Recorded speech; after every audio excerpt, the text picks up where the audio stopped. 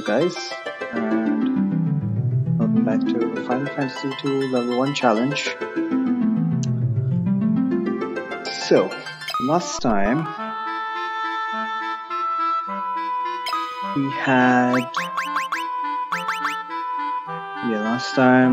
we were tasked with trying to delay the Dreadnought's completion, but we failed miserably, so the Dreadnought has been constructed. We were kind of ambushed by the Dark Knight. He was 2 steps ahead of us, unfortunately. So now what we need to do is find a way to destroy the Dreadnought. But first, what we need to go on is a very complicated fetch quest. We won the Sunfire from Cashoon, and to get the Sunfire,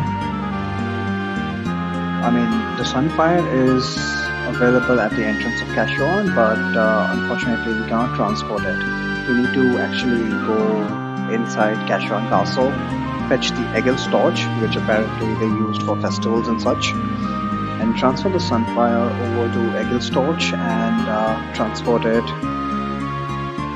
around with us, I guess, so that somehow eventually we can try and find our way into the Dreadnought and use the Sunfire to blow up its engine. That is the strategy here anyway. So in order to obtain access to Cashoon, unfortunately Gordon was not available. He's one of the princes of Cashoon, obviously, so he has access, but the only other alternative left to us is to find the Goddess Spell. The Goddess Spell is apparently hidden somewhere.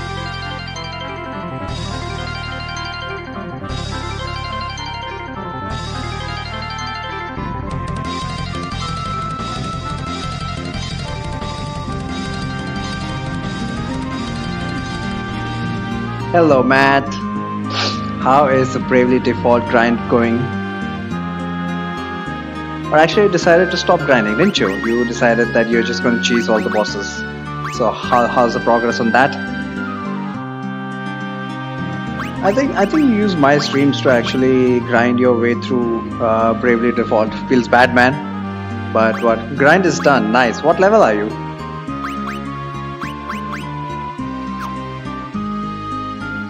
In any case, so in order to fetch the Goddess Spell, we had to take Joseph's help because he knows the ins and outs of the Snow Cavern, which is where the Goddess Spell is hidden apparently.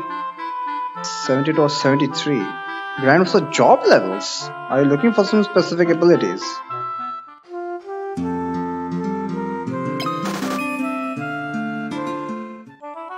Also, last stream I promised that I would have abused that ice sled minigame.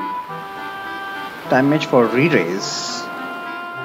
Re-raise is the ability where you get 1 free life, right? After you die.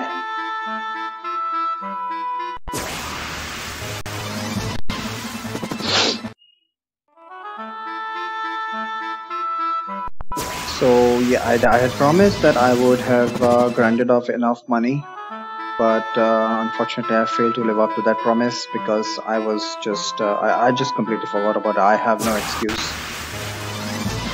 Actually, why am I doing this? I have enough money right now for my purposes. Doesn't time out either. It's a free race when you die. Doesn't time out either. So is it an exclamation point ability? You actually have to use it. Because usually can't be. Okay, so normally re-raise is a single cast. So is it a job command? Is it actually a command? Like the revive command of the chemist. I actually have 19,000 bucks.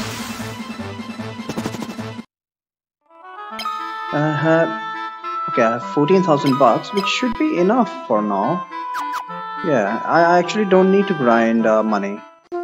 What was I thinking? It's a spell that applies the status re-raise. Oh, okay, like regen. I see. So instead of wasting 4 turns to apply it on everyone, 68. Yeah, I already got the Goddess Spell, of course. The keyword rather. Yeah. So what I want to do, damn it. What I want to do, so our next destination is to go to the snow caverns.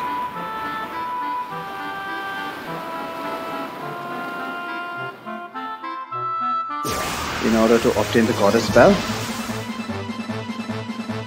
Starting the ice caves. Okay, I'm just going to call it ice cave or snow cavern, whatever I feel like at the moment. So the ice cave is the first point of the game where you start encountering unrunnable encounters. So we need a way to deal with that. What I'm going to do right now is, okay, just to confirm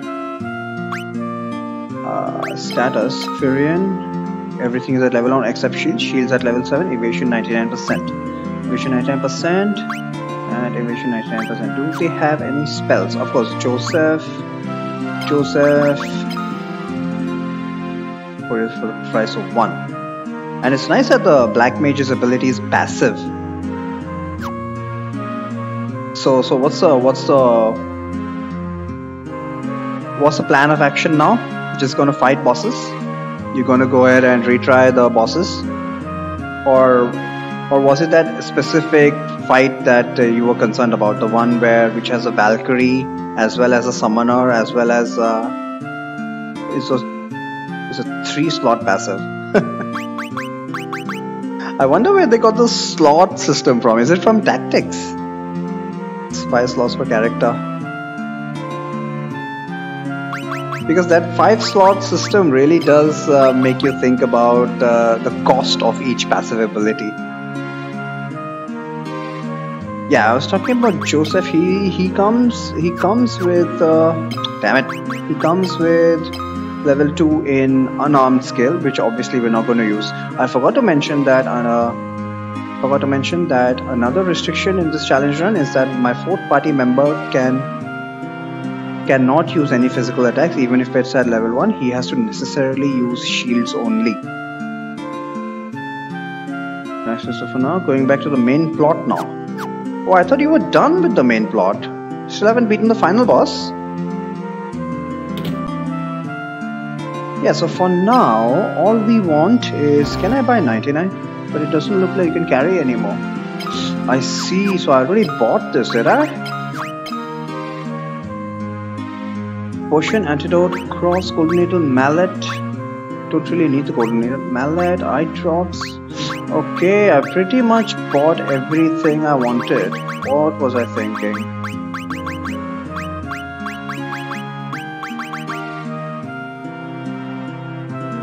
I've got 1 teleport tome, which is obviously from that monster in a box. I don't need teleport tomes right now.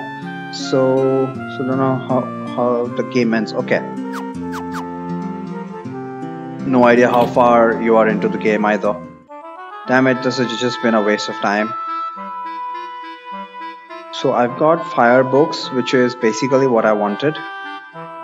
Do I want anything else? I don't think so. If I do want anything else, we'll soon find out. What a waste of time.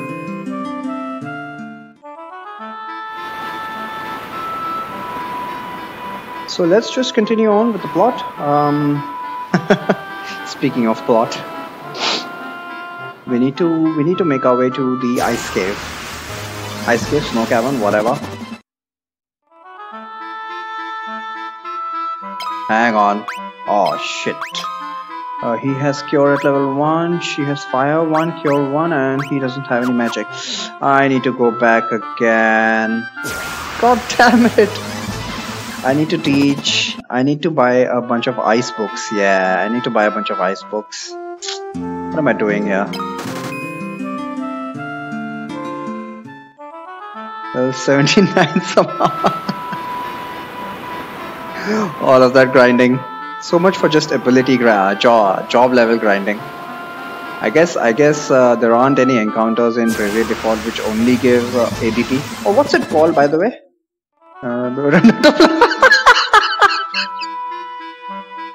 Nah. Assuming that level growth is exponential, you need a shit ton of EXP. But yeah, what I was asking is it still called ABP, just like FF5? I need to buy a bunch of ice books. Because you know what's coming up. You know what's coming up. How many can I afford? I can afford quite a lot. Holy crap, I can actually afford 98 of these things. You know what, let's just do it. I've got a whole bunch of ice books. Buttons, please. Is job point JP? Okay. Same as tactics. Yep. Tactics does have JP.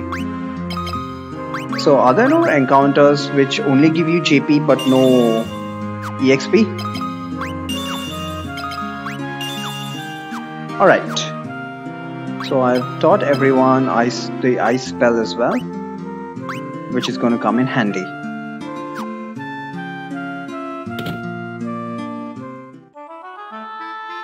Let's quickly save. I mean, you can see that even though it's only been a week, I'm struggling to remember where I was, simply because all of my energy was, mental energy was devoted to speedrun strats. For hey, puzzled.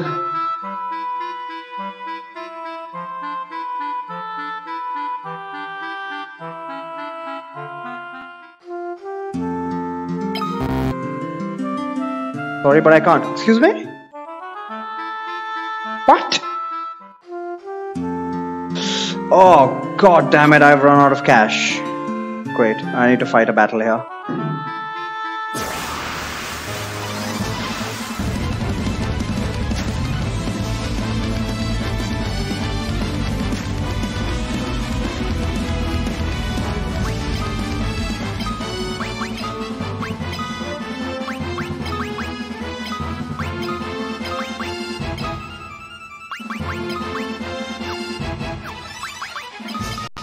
This is such a debated move. Well, you know how my challenge runs are. They're not actually difficult.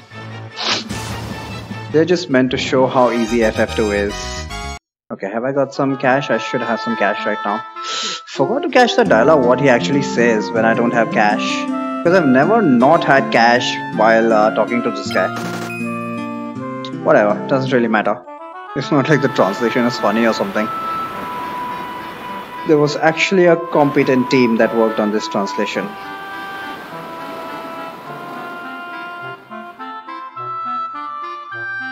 Alright, so let's make our way to the ice cave. As I was mentioning, ice cave is the first area of the game where we are going to start running into unrunnable encounters. So, how are we supposed to deal with unrunnables? Simple.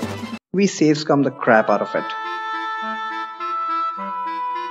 Now I could deal with unrunnables like the speedrun.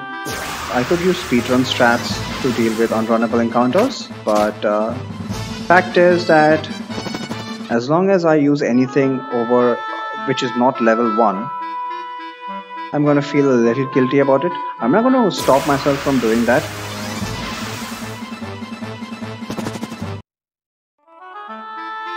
There is voice acting! Oh, that is nice. But if it's voice acted, how the hell are they expecting to import it to different regions? Interesting. Alright, it's time for this grind now. Every time I come to the snowfields, I am going to grind cash, definitely.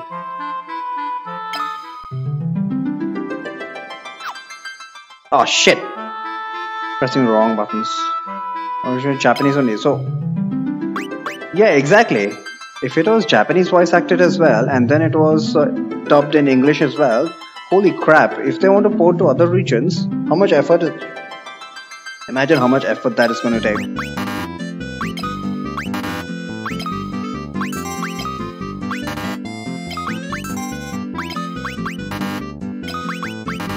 Crap! What am I doing, controller?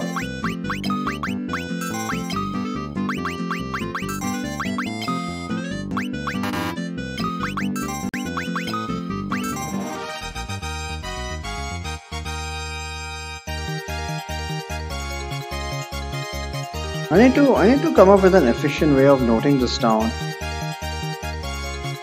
What the fuck is that? Oh, I see you were not present last stream while I was doing this. So this is a mini game in FF2, which basically we can abuse for infinite cash.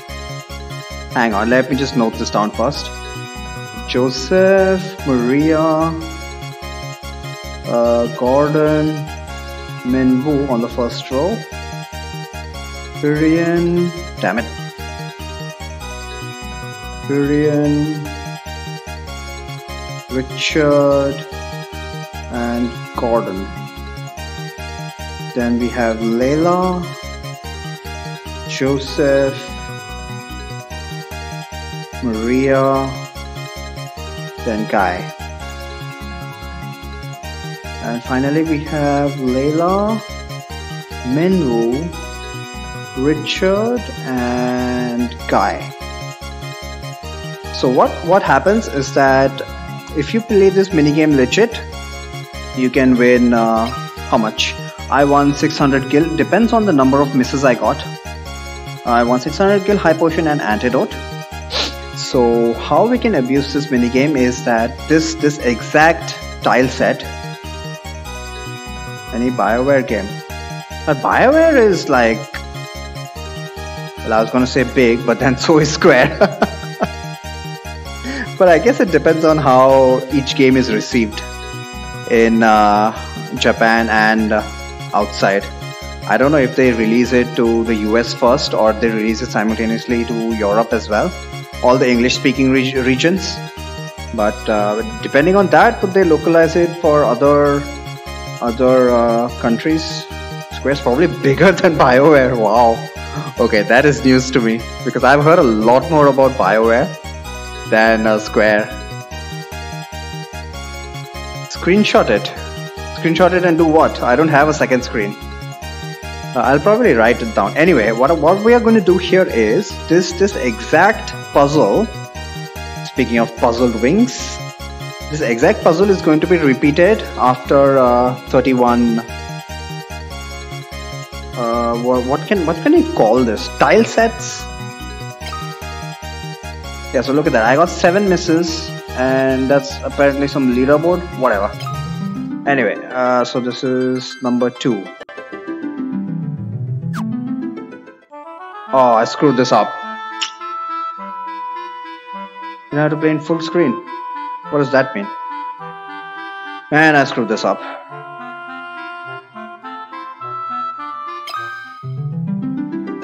So all of that time again wasted.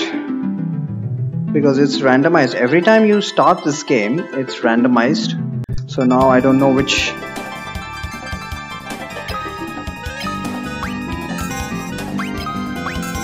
What? Hey Thorio, what's up?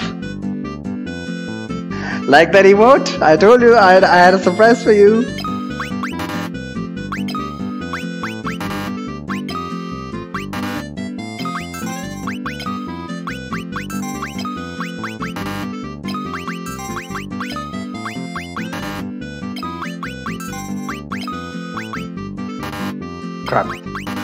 Crap! Okay, I need to note this down. Unfortunately, that Tohayo emote, damn it, it's way too small for some reason. But that mask, your mask fits Valery's face perfectly. I must admit, I was quite shocked. Layla, Maria, then Minwoo, Richard, Tyrion, Guy, Joseph, Gordon, Tyrion. Then we got Gordon, Guy, Richard, and Joseph. Okay, so this is going to repeat after 32 more tile sets. Let's go next. This time I only got just this one. Thank you very much.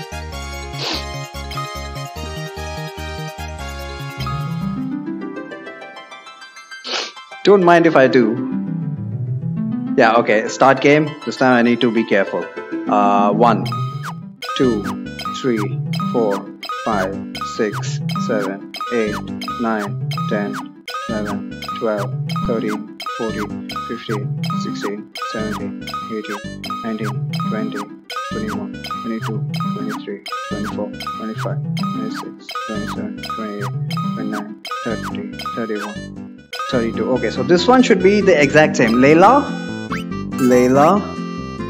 Maria, Firian, then Joseph, Guy, Gordon, Richard. There we go. So for 0 misses, not his mouth. Is it? No, that's his mouth, you idiot. He doesn't have a mustache. For 0 misses, we get 40,000 gil, an elixir, and a cottage. So after selling that elixir, it's basically 65,000 gil. More importantly, this is a way to make money easily. And with regards to our challenge run here, it's a way to make money without fighting any encounters, which means that we don't need randoms. We don't need to fight any random encounters.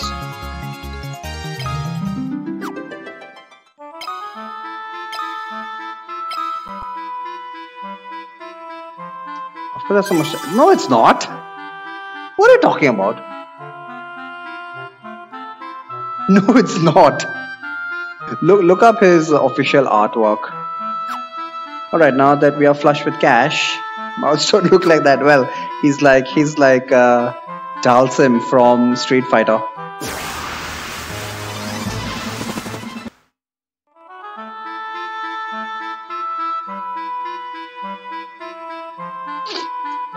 So how are we going to deal with unrunnable encounters? Well, we're going to save scum. And that's one thing that I'm kind of sad about, because as far as possible I try to keep my strats, regardless of what version I'm playing, I try to keep them consistent so that they can be used on any version of the game, including the NES version where you cannot save scum. Which is why generally I have a no escape restriction for most of my challenge runs, but this one is not going to be like that. Embrace the scum. I have to.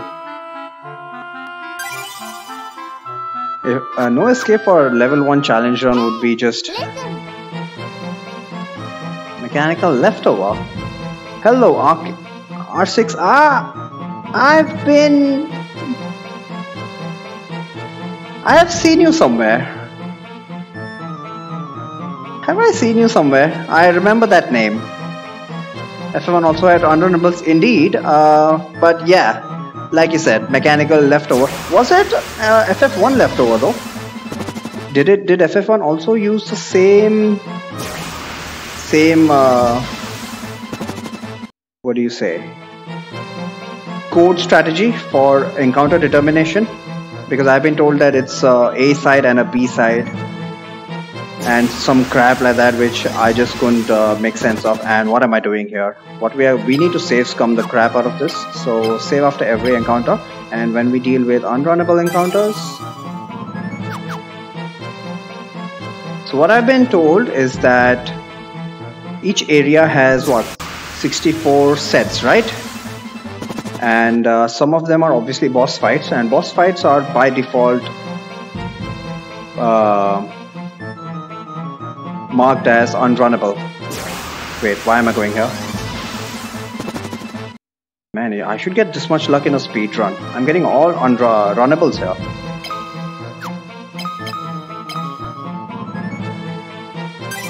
So yeah, it's definitely a mechanical leftover. What I do like about FF2 is that they stayed as faithful as possible, even in the remakes. So although that's similar to 1, I see.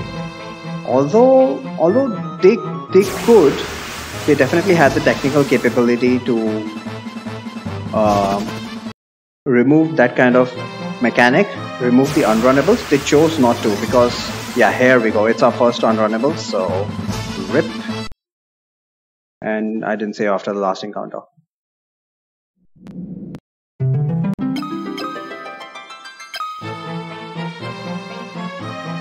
I'll come to what encounters are unrunnable here in a bit. But yeah, speaking of unrunnables, it's not too faithful. It's not too faithful in many ways, but some of the core mechanics like evasion, magic defense, they kept the same, as well as the unrunnables. And most of the monsters, of course. There was a huge graphical upgrade, but yeah, I really like that about FF2, the remakes. Also, physical hits being non-elemental. All of those things, I regard them as core mechanics of the game, and I only regard them as core because they're kind of hidden. Even the remakes don't really allude that much to those obscure mechanics of this game, which I find quite endearing.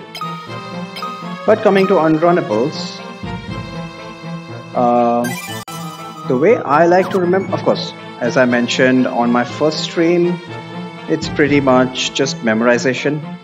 There is no rhyme nor reason for why an encounter is runnable, why an encounter is unrunnable. The general strategy you can remember, actually no, there is no general strategy. For each area you need to keep track of which encounter is runnable versus not. Side growth is boosted, definitely. But you can consider that to be kind of a quality of life improvement rather than mechanics overhaul. Like auto-targeting. Auto-targeting was pretty big, but that was something that needed to be done. For some reason, if it's a chest monster, it's unrunnable. Again, I'll show you examples where that is not true, so that's why I did not want to mention something like that if it's a chest monster. The thing is, sometimes the exact formation that was a boss or a monster in a box in a previous dungeon is runnable in the next dungeon. So yeah, it's mostly memorization, but the way I like to remember it, let's just talk about the ice cave for now. Pretty much any encounter with a shadow is unrunnable, and you can think of it exactly the way Arcix put it, is that because one of the monster in a box chests has the shadow formation, you can think of it as any encounter with a shadow being unrunnable in this dungeon. Also, any encounter with a grenade is unrunnable, because the grenades are also form a monster, an encounter which is a monster in a box in this dungeon. I think that pretty much is for any unrunnable encounters. One specific mention is that any formation with zombies in the first 2 floors is also unrunnable, even if it does not include a shadow.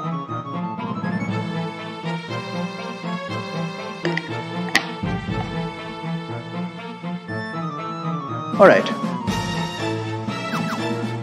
so as I had mentioned, this playthrough is just gonna be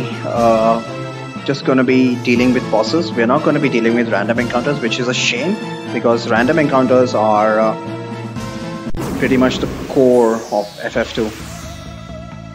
Random encounters are more dangerous in FF2 than boss fights.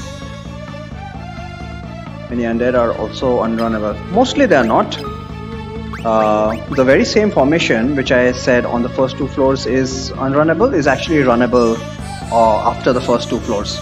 So if you encounter a deadhead, a ghoul and zombie formation on starting the 3rd floor, it's actually runnable. Alright, so we fight the boss of this cave. Adamantoise, clearly weak to ice. What a monster which is weak to ice is doing in the ice cave, don't ask me.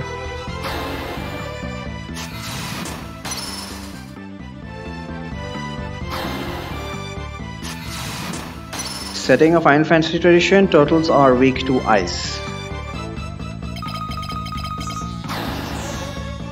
And just press A to win. Joseph is going to be tanking up front, and we are going to be throwing icicles at the turtle.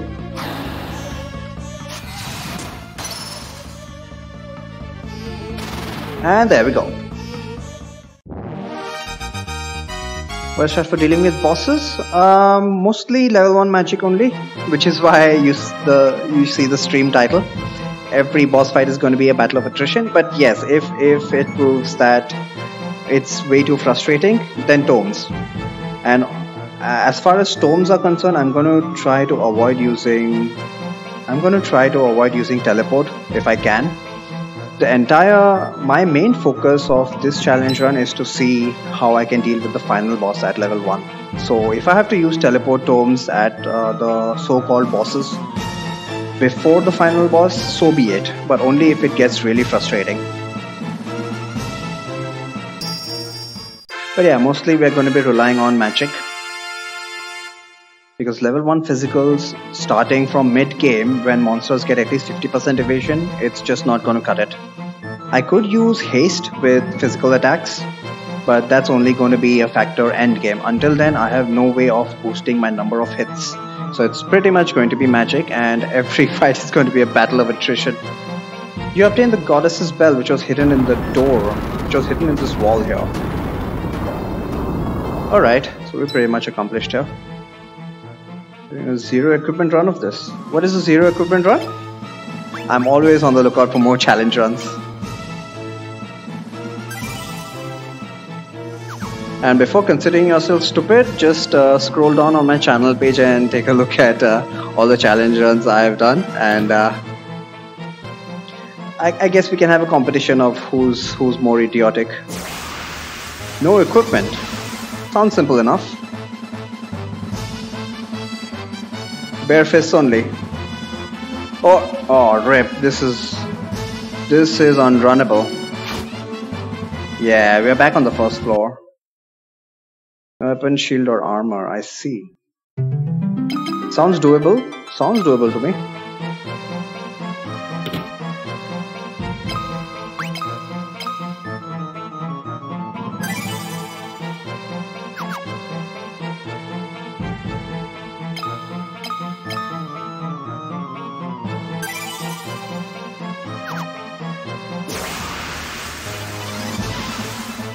Damn it! Can I get a better encounter? I've been lucky so far this dungeon.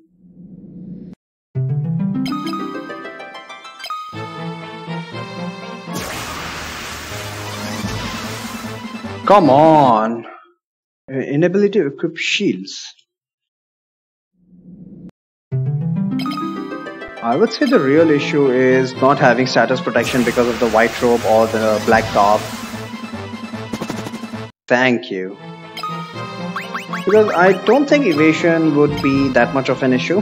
I tried a bare fists only challenge run, and Maria had enough evasion by endgame to pretty much dodge even Death Riders.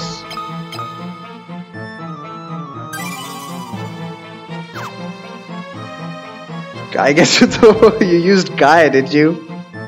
Wow, that's ripped.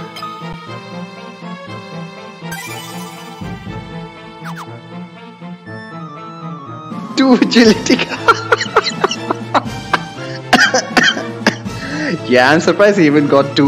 Wow. Wasn't solo. You had everyone in the front row, did you? So you must have needed to grind a lot of HP. Who's this guy now? Curses! You already got into the goddess bell. First you ruined my standing with the Emperor, and now this? The Emperor will never forgive me for messing this up. If I ever go back to the Empire, he'll have my head. I went for magic. Ah, I see. But I'm still a soldier. If I'm going to die, you're coming with me. I mean, seriously, based on what we know about Borgen, do we really know he's a soldier? I guess when the Emperor made him a general of the Empire, that just went to his head, because he was just a politician before then. He was Count Borgen after all. Blind spell was pretty clutch. Blind. I don't see use for blind endgame, but I guess you're talking about the Gigas encounter specifically. Protect was definitely more valuable than Blink, even if you're playing the NES version. And the bastard ambushed us. We still got Blizzard at level 1. Nice. We got Fire at level 1. And Blizzard at level 1. So early game is pretty simple. Especially when you've got guys tanking up front. It was GPA, I see. Yeah, so definitely.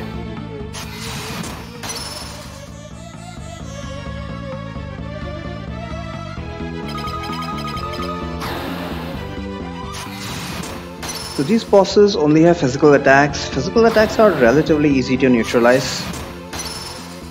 The only thing is that they actually get 2 hits, 2 and 3 hits. I think Borgen only gets 2 hits. We'll come to number of hits when it actually makes a difference, but for now, because of our high evasion, none of the bosses have managed to land a hit. I mean, Sergeant did kill Luca. Shit, what am I talking about? She's Luca. But the game is pretty simple enough right now, even if at level 1.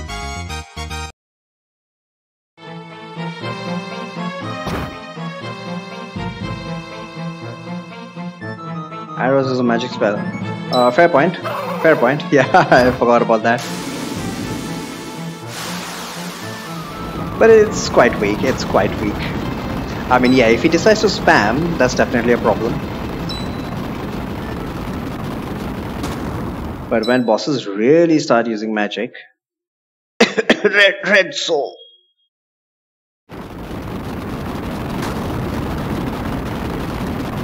That's when we are going to be running into a lot of issues. Speaking of Red Soul, I need a way to deal with that guy.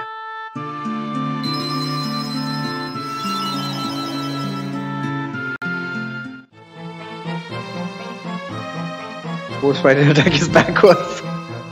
I know it looks that way, but it's actually not. It's just the way the bow ends up. But yeah, pretty much everybody says that. Oh, finally we are done with the ice cave. Why do I even bother saving here? This part of the world map, all encounters are runnable.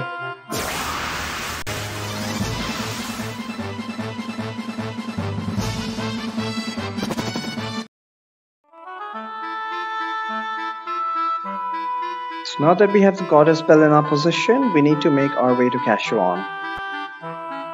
We'll not use the ancient sword. Nope, I did not pick it up. At level 1, landing a hit with a regular sword itself is an achievement. Or curse stones. Nope. Don't plan to at least.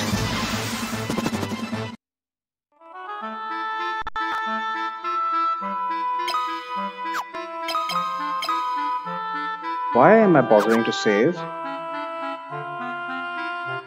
So now we need to make our way to Kashuan Keep. And we'll finally have access to Kashuan because we have obtained the goddess spell at the cost of Joseph's life, unfortunately. Curse can be handy. Yeah, but like I said, I'm trying to avoid using tomes as much as possible. And yeah, because tomes, if I use a tome, it'll cast a level 8 version of the spell. That would be kind of against the rules, but not really. I'm going to allow that simply because it's the characters not using them. So curse at level 1, if I want to achieve it that way, that's obviously not going to happen, because unless someone is weak to curse is body elemental, correct? Unless the boss is weak to body elemental spells, curse at level 1 is never really going to land. Let's go back to Altair and see what Princess Hilda has to say about this.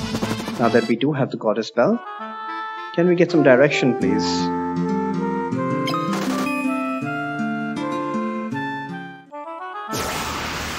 I don't know, elements of ailments. I believe curse is body elemental. Curse, paralysis, and yeah, I think curse and paralysis are body elemental, while sleep, confuse are mind elemental.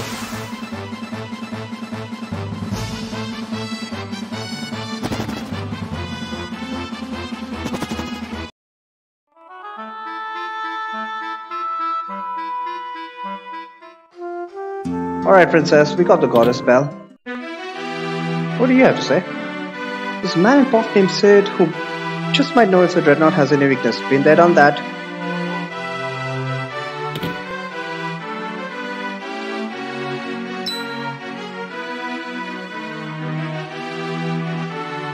We bought that bell with Joseph's life.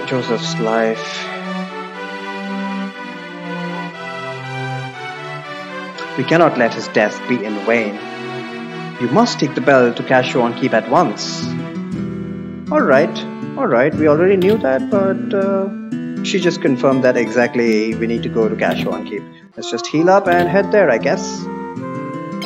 So yeah, as far as possible, I'm gonna try to avoid using tomes. A really good scene if you could. I know. I plan to do just that.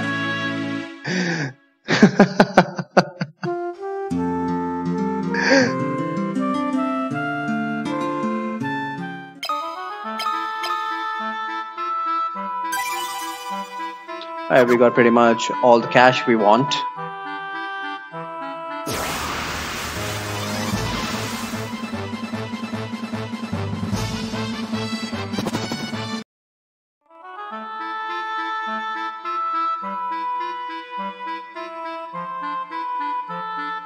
So let's head on over to Cashuan.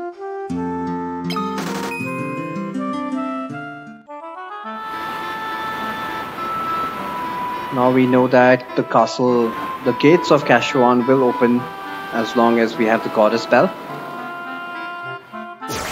And we're just gonna take Sid's airship to Cashuan. Fastest way there.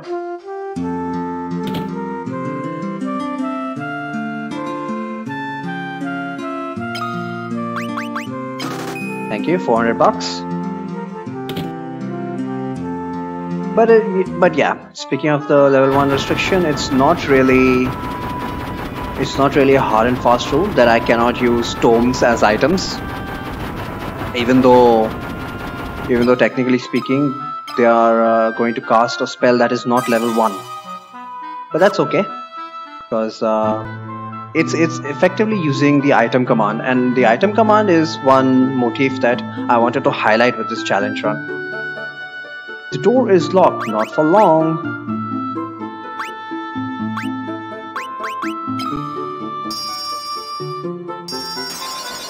As a clear tone of the bell rings out, the lock opens without a sound. Alright. And look who we have here. Gordon, what the hell are you doing here? I came to retrieve the Sunfire. What? Why? I thought I was the only one left who could open the door. Clearly you don't know about the goddess spell. I wonder why. Maybe he just didn't pay attention in his history lessons. I'd meant to look for Egil's torch, but it's a monster's den in here. I can't keep going on my own.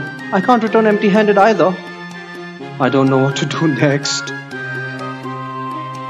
And Maria, always the one who cares. No, not Maria. Luca.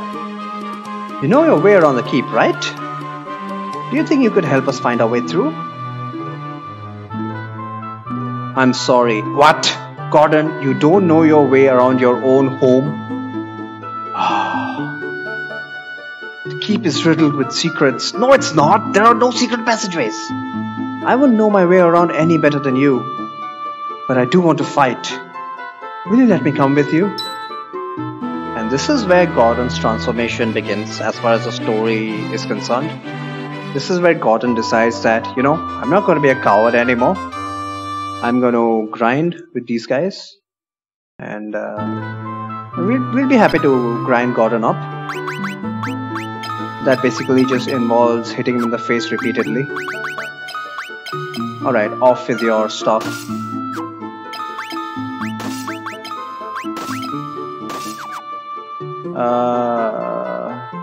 Still there was no doubt about it. But the story places an undue amount of importance on him, so what can you do? I don't have 2 shields, crap!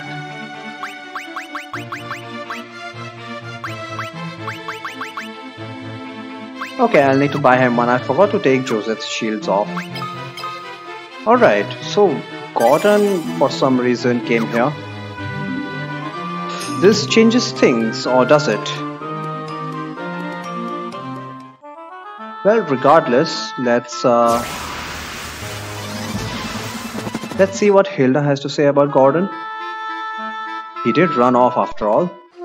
I mean, she was very specific. If Gordon was here, we would not have needed to go with Joseph to the ice cave. So the entire ice cave dungeon was completely optional. If only Gordon would have remained a coward and stayed in Altair. But then you can't really blame him. The dreadnought, once the dreadnought was complete, they did bomb the place to smithereens after all. But one can make the point that he could have evacuated just like everybody else to the rebel base, the headquarters. But no, instead he decided to take matters into his own hands. So now we are stuck in this position. Joseph is dead. We'll just take him back to Altair so that Hilda can deal with him. We certainly don't want him in our party. Let's ask Hilda if we can actually have Minwoo back in exchange for Gordon, eh? Let's ransom Gordon.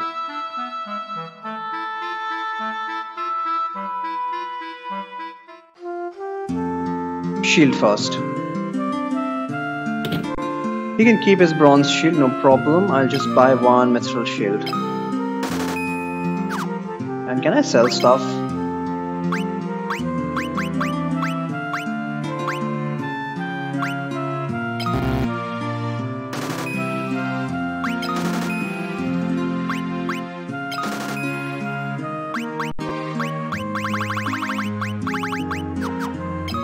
Not a lot to sell.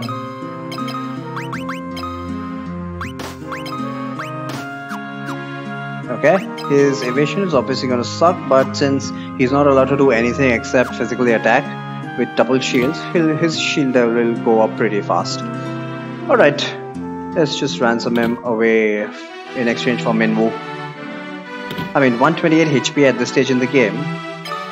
Okay, admittedly, it's at least equal to our party member with the highest HP, but this is a level 1 challenge, mind you. It's not as if he's restricted by it.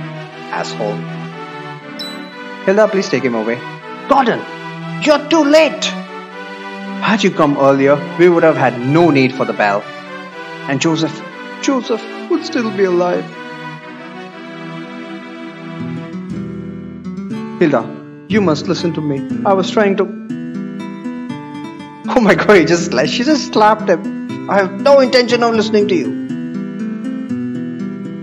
I believe the fan translation, she actually calls him an idiot. Not that he doesn't deserve it. Okay, looks like we're stuck with Gordon. What do we need? Do we need anything? Not really. Okay, let's make our way to Kashuan.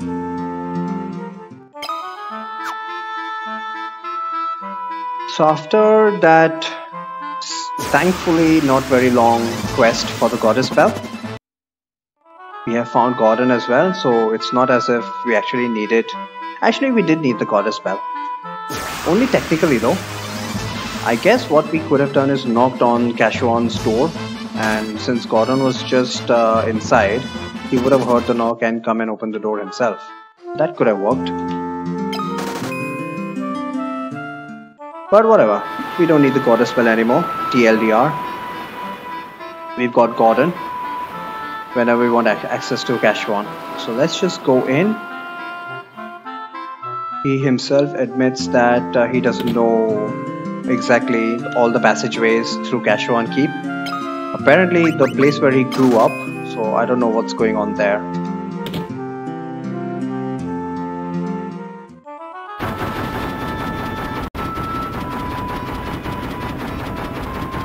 Recognize many. Yeah, I just can't remember from where. Not sure exactly. Neither am I. It's possible that Shihali might have mentioned you, because you do seem to know about this game. Anyone who knows what unrunnables are definitely knows enough to speedrun the game.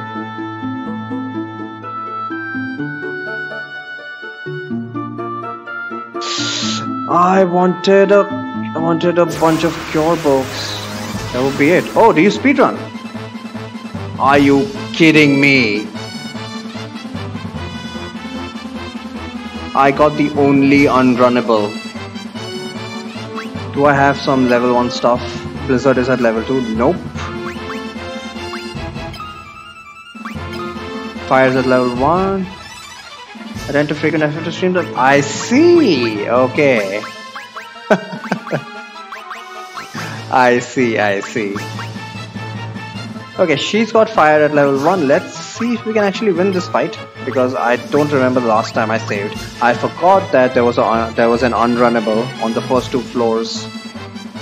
I don't run the game. Okay. So you're talking about Shihali. Okay, that's how she knows you.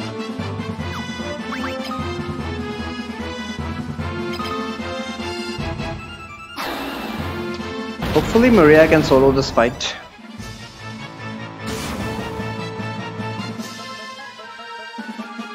It's close to that of speedrunner. Looks like it.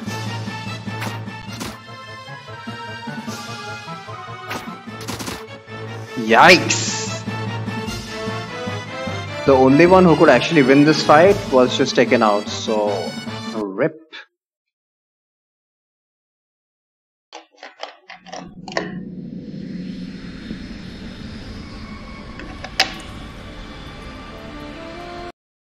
When was the last time I saved?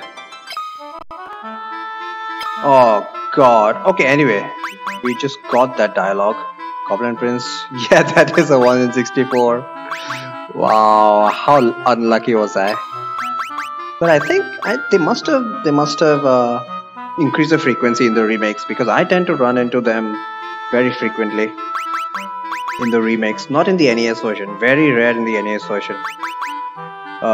Okay, so we just got Gordon. I saved. Let's go in.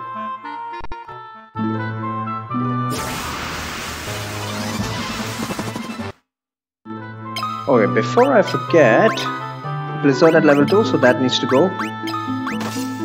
You're still at level 1. What else? She is fine. She's got Fire 1, Blizzard 1. And he has got Blizzard 2, so that needs to go too.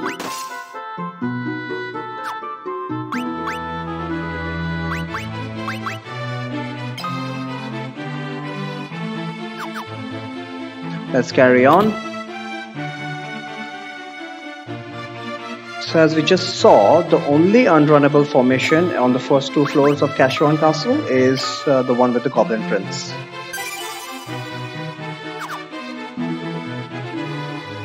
The enemy variation is 1 in 64, yeah. I mean, one could say that the enemy variety is the main aspect, the main gameplay value in FF2. It's not the bosses. Well, most of the bosses are pretty much enemies from later in the game. They're just fighting some more, so we might be getting bored. I think it's just there to gibate unwary players. They're like, oh look, there's nothing of value in the first 2 floors, and suddenly you encounter a Goblin Prince who just likes to cast Sleep and Bow 3, and plus he's in the back row, so that's a bloody.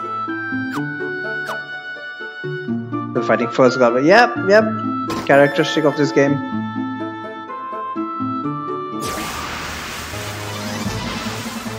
There's a pretty large difficulty spike starting next dungeon. Can you please not kill me? Thank you. I do have a lot of potions.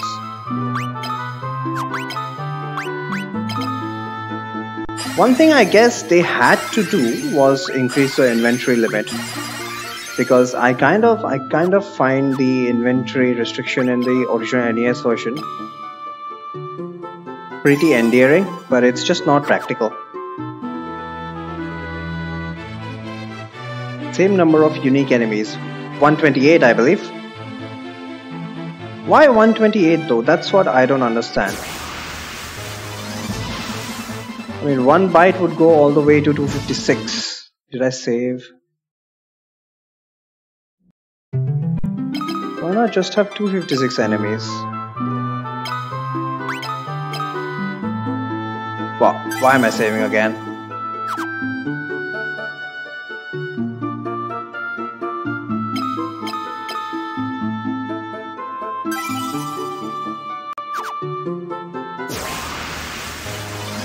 Come on, give me another encounter. Where rats? Right, talking about unrunnables, in this, starting from second floor, we run into the actual monsters. We run into the actual monsters of this dungeon, which, as you can see, are wraiths, shadows, were rats, ogres, wizard ogres. We also can encounter ghasts, but they are only in one room. Not just one room, but generally ambush closets. Ghasts are definitely unrunnable at this stage, but pretty much most of the encounters here are runnable, except for the were rats. And of course, we can also get adamantoids. What is the plural of adamantoids, by the way? I feel very uncomfortable calling it adamantoises.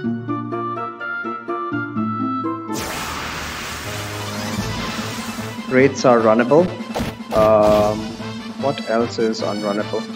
Were rats are unrunnable.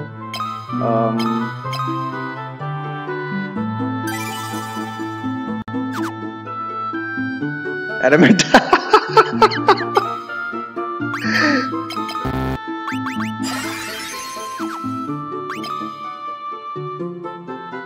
Adamant is trouble.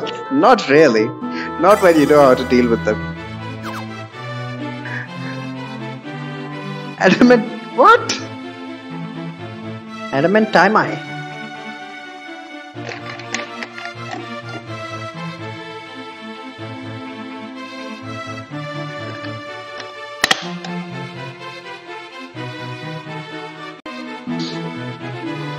So is Leon Magus? Yeah, he is. RP's name for Adamant. Okay. I see. The fan translation for Adamantoise in this, in the NES version of FF2 was Adamantite. That's all. It was pretty clear to make out. It was nothing funny. We'll find out what the funny translation is soon enough. Leon is Magus, and Shihali pointed out that Luca should have been Shala instead. So I very much regret not naming her Shala. God damn it. I hope I saved. I mean, it's really weird now that Luca and Magus are brothers, siblings.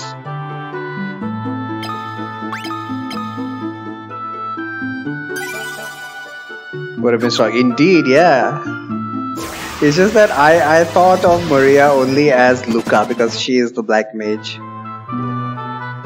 Just completely bypassed my thought process that Maria and Leon were actually siblings. Shala would have been the optimum name.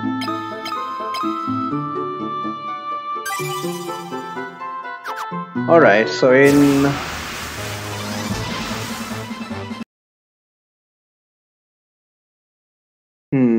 I did not fight a monster in a box last dungeon, did I? I don't know if I promised all bosses. Oh, okay, shit, I did not know we could actually encounter ghasts out in the open as well. Ghasts are unrunnable. I thought they were just present in the ambush closets.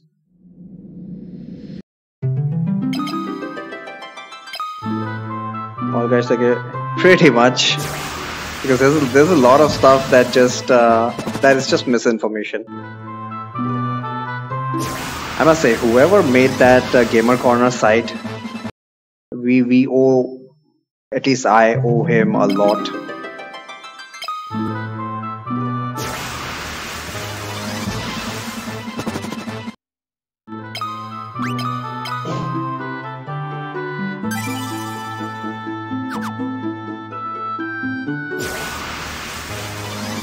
Oh, god damn it. Seriously, I'm not supposed to get into so many unrunnables here. Attrition is pretty chill in terms of unrunnables.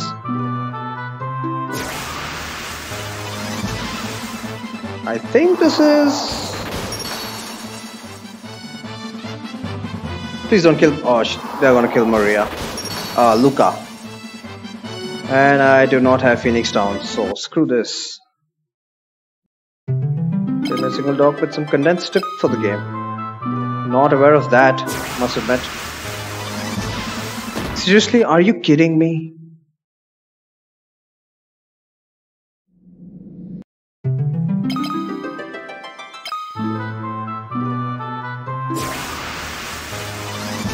Are you what? I'm fishing for it too. If you can link me that, that'd be awesome. I'd like to check it out.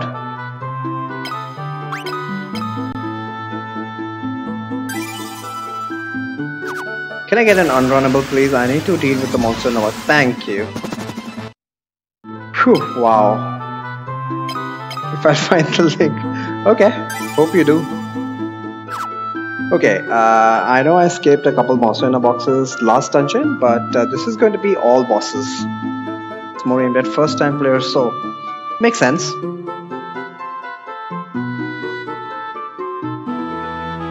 mean, I certainly don't need it, that's for sure. But I'd still like to take a look at it.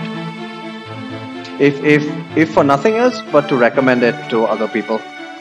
Because right now, I always recommend the Gamer Corner site. There's a very nice section about FF2 mechanics, but it's so mathematical that generally people don't want to put in that much effort. If your version is in any way or form concise and not jargony, not too technical, then that will help out a lot. Although I do admit that understanding the evasion mechanics is, you need to get into math, you need to get into probability, and you need to get into you know, multiplication at bare minimum.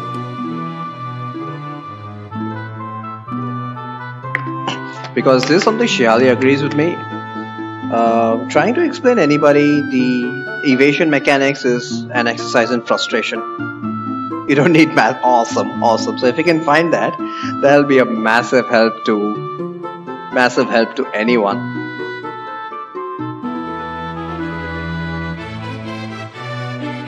Okay, so I was talking about bosses. This is going to be an all boss run, including monster in a box. So that's what we'll be doing. Let's deal with this now. Okay, we got mines. And I forgot to recruit magic. Ouch.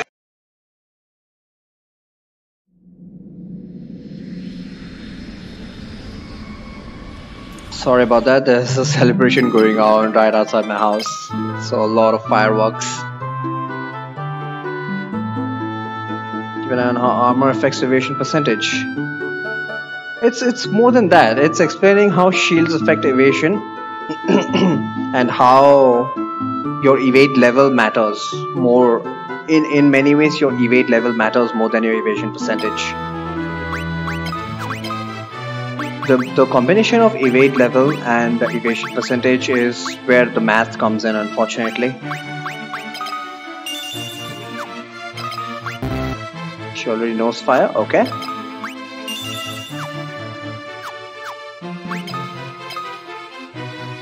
Not really, no? Do you not think so? Because understanding evade levels is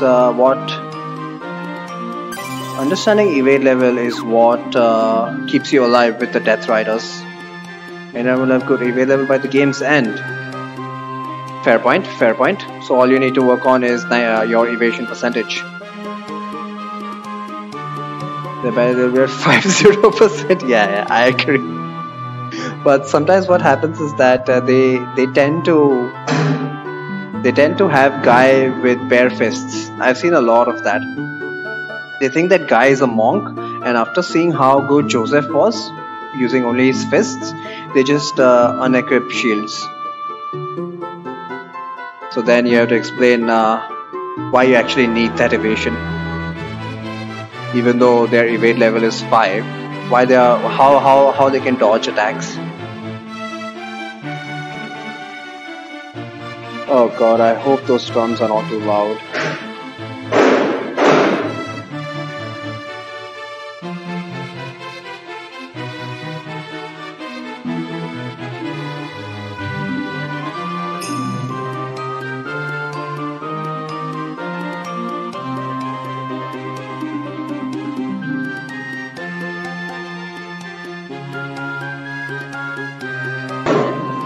Fireworks going on here, so just try to lower the volume. There's nothing I can do about this. So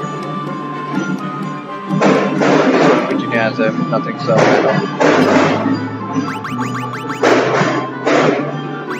heck, I can't hear my own voice now. Right, I thought everyone fire. Let's just do this. Mines are weak to fire.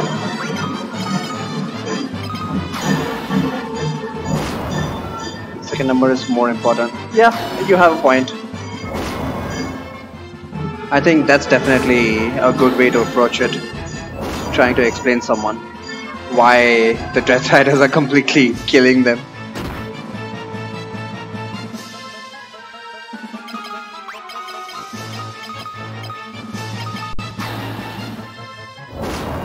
These things have 190 HP. Fire 1 is doing 120 damage. That is quite impressive.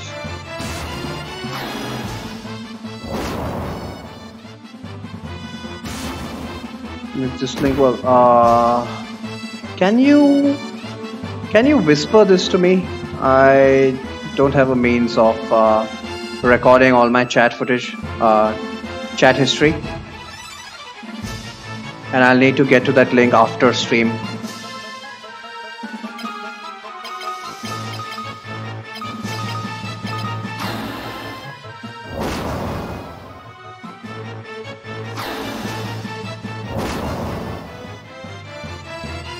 And down they go. So they did quite a number on Gordon.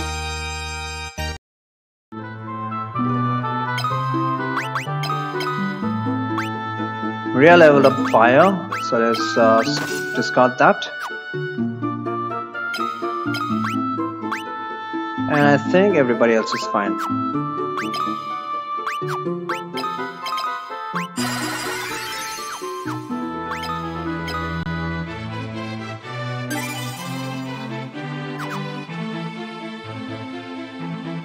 Okay, continuing onwards. Save, save, always save.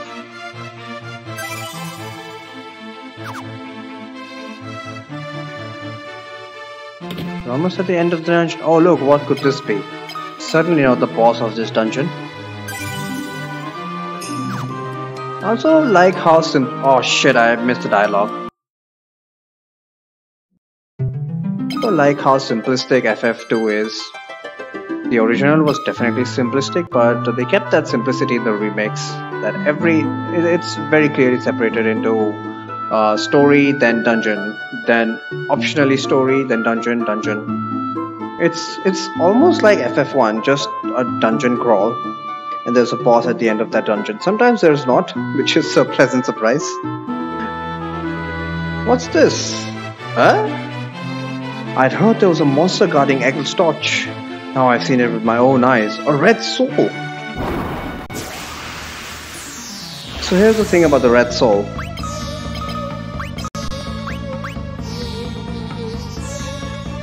There's a separate subsection for evasion. That's how important it is. The red soul absorbs all magic.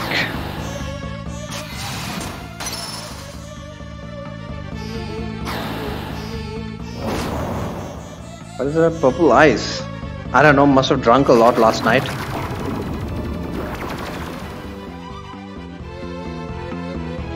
And this is our first enemy who can actually use spells.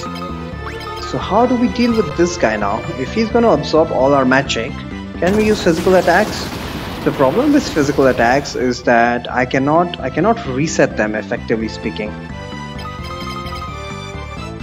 So let's say I use level 1 Bare Fists. Even if I manage to defeat it somehow, which I doubt I'm going to, then fists will level up and I'll never be able to use them again. That's not the point though. I would prefer to keep them at level 1 until the final boss, because that is the entire purpose of this challenge run after all. So that's out of question. And yeah, let me just wipe here.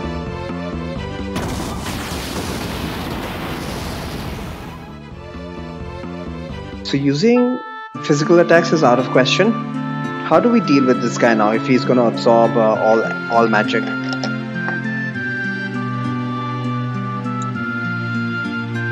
We need non-elemental magic, and it just so happens that we actually have a way of getting non-elemental magic. No, don't delete it.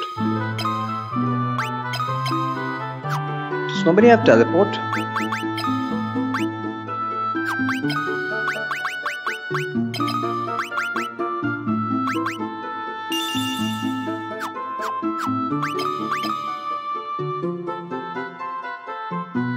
I still have a chance. It depends on the magic defense. It's very rare. The problem is that at level 1, Ancient Sword has a 10% chance at base, and you also have to pass the enemy's physical evasion check. So it's highly unlikely that you are actually going to even land a hit. If it does land a hit, it does have a chance of cursing the opponent, but I have better ways of dealing with them, so why bother with that kind of strategy? Nothing is a safe strat at level 1, but when you've got better strats, why bother?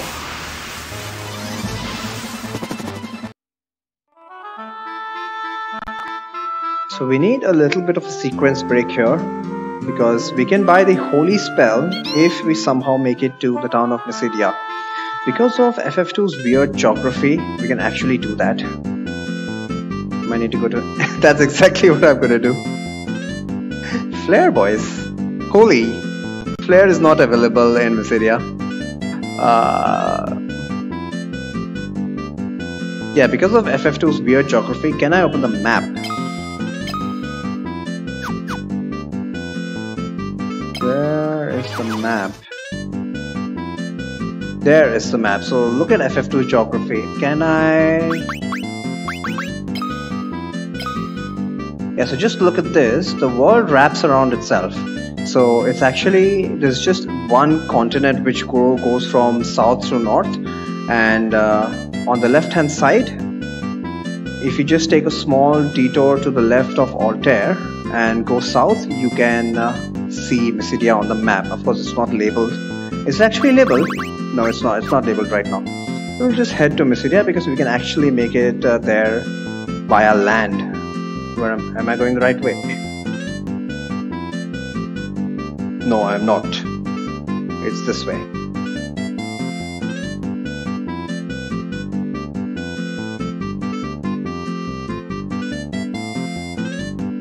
Try to spend rebuy at level 1.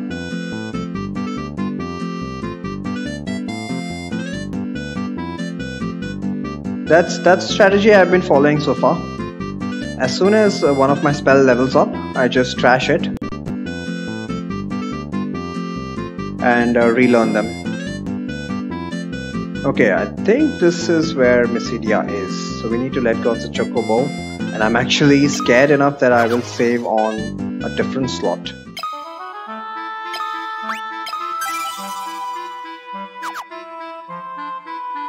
Let's find out what horrors await us. Please tell me unrunnables. I'm unrunnable. Nope.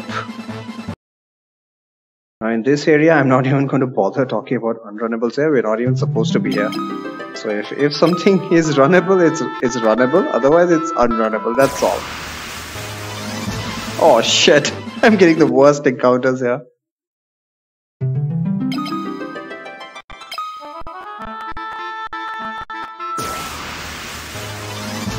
Are you kidding me?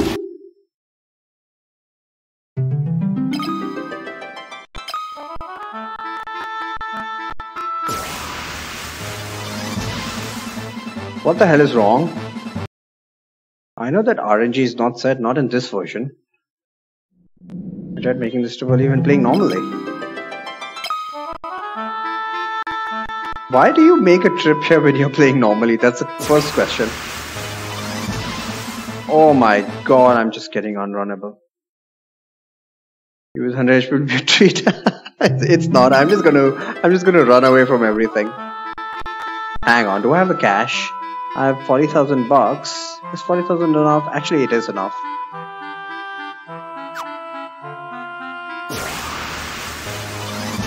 Okay, finally I got a runnable.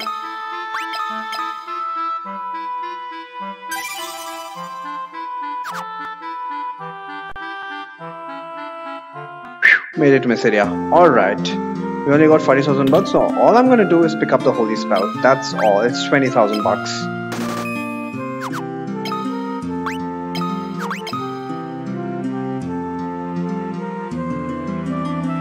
I had to poke the game a bit. I'll be honest, I've never made it. I never go to Mysteria early, except for challenge runs.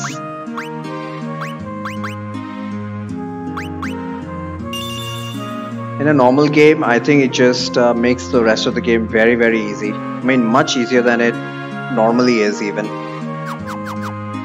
But I never bother going to Mysteria.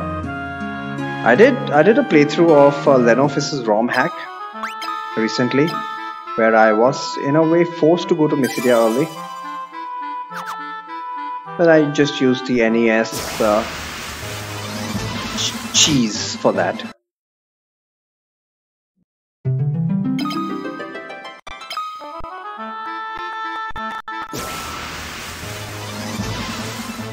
I believe this is runnable. Yeah.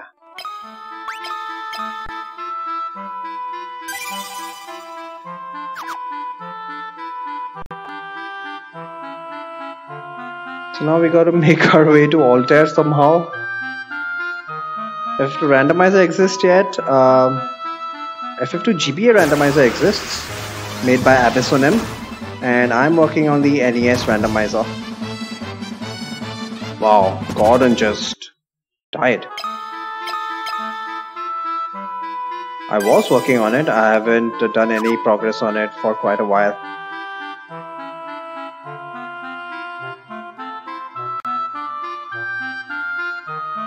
At the very least, I've found a way to fix a couple of bugs. Not really, I mean, as part of developing the randomizer, I found a way to fix a couple of bugs on the NES version.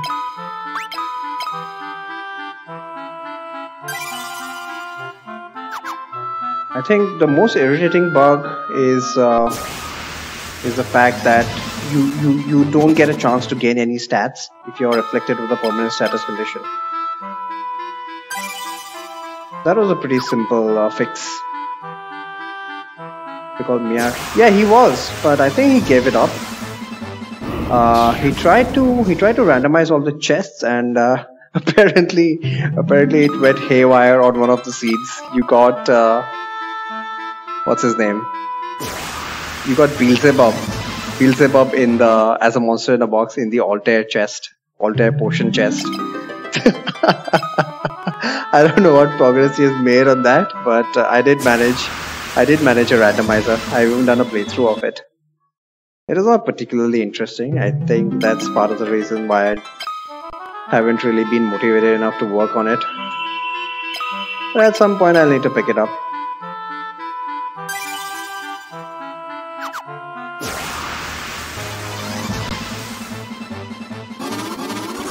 Should have kept that. Oh god, am I gonna survive this? This is actually a runnable fight.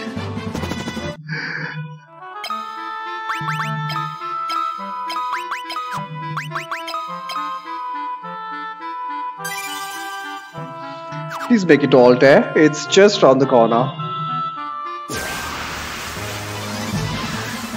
Finally with the monstrosity.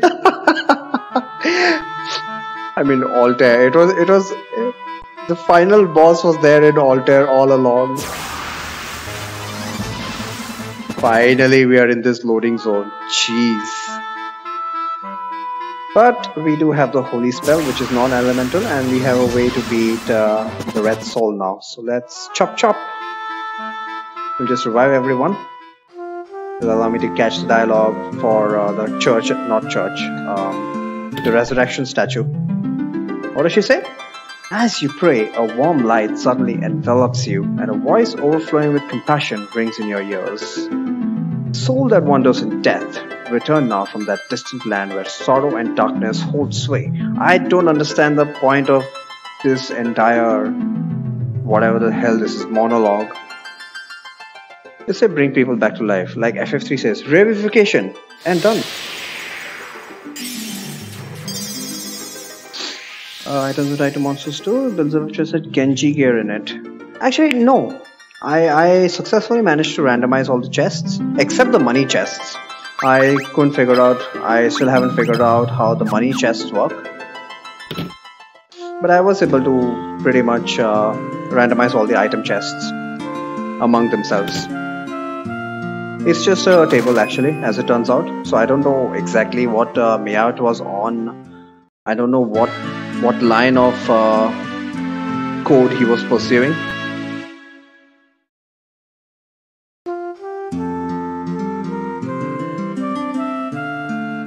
I managed to randomize chests and Lenophis. Due to Lenophis's prior efforts, I was able to just look up his documentation to randomize shops, randomize what else? Drops.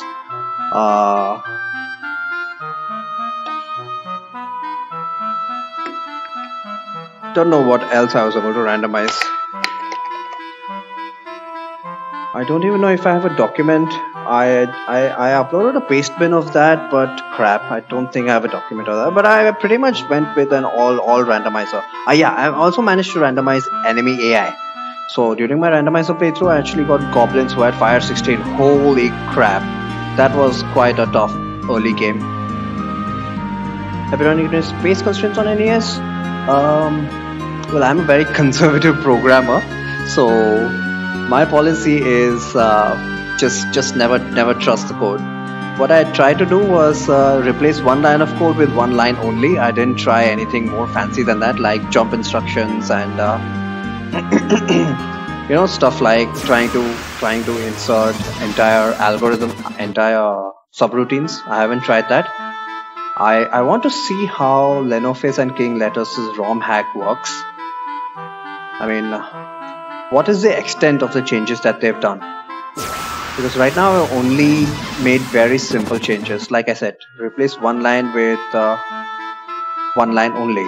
Just replace the instructions.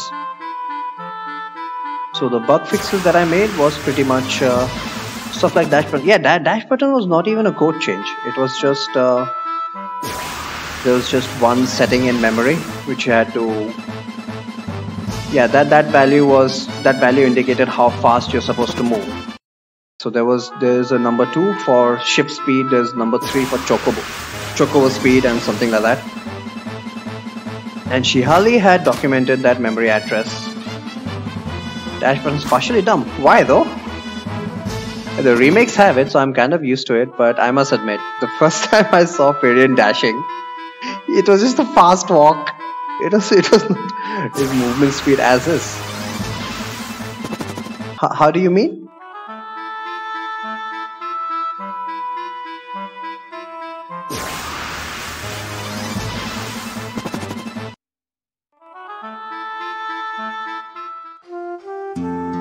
I think I definitely need to buy some Phoenix Downs in the eventuality that people lose their lives.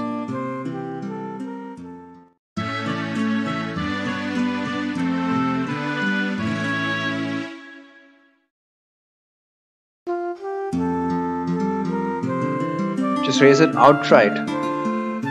So how would one achieve that? Just increase the frames? Can I buy Phoenix Downs $500? Yes please. I will take 10,000 bucks worth of Phoenix Downs. I guess I need to make more money. But we'll see. We'll try to make do with what we have right now. The important thing is we've got the holy spell. I can sell the golden armor. And the spear. Is there anything else I can sell? Not really. Alright. Cash on keep, take 2.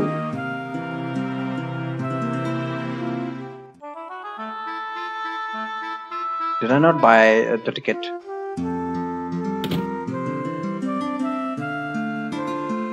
Remove value instead of 1. Yep. Okay, you're talking like that. Okay. I actually just raised it outright. No need to press the B button. Default value. I totally agree. Now I understand what you were talking about. The Chaos Rush translation patch has the dash button. Yeah, even I don't understand why would people want to keep that optional. I guess it's because it's like that in the PlayStation remake. You have to press the B button to dash. It's not there by default.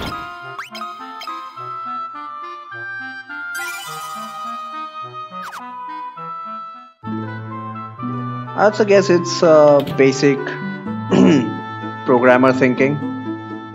Keep it optional whatever you can.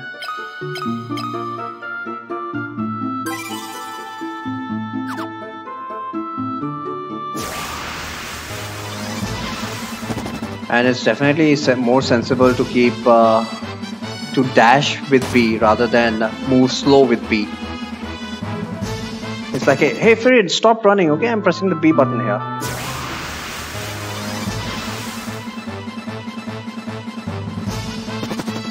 The Dragon was here makes me move faster in towns and dungeons. Does it? By default.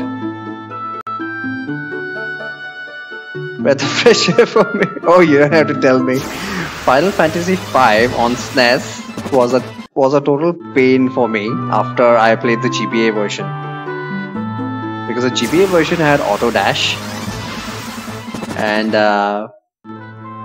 I always used to take advantage of that. And then when I started playing the SNES version, I was like, holy shit, this is slow as hell. It almost made me use one ability slot just for the thief's dash ability, just for that convenience.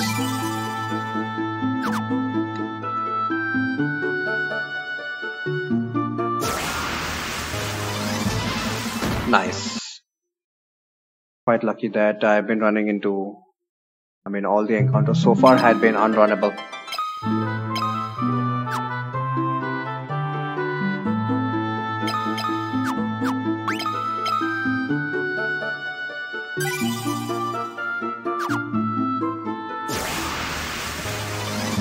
Nice.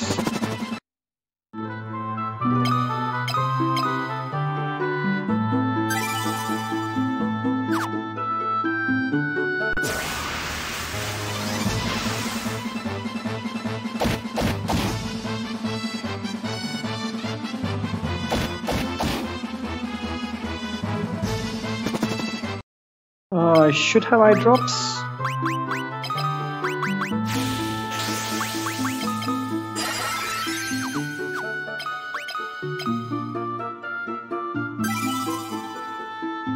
So yeah, we are using speedrun strats here, except this is not a speedrun. Speedrun is absolute saves coming central.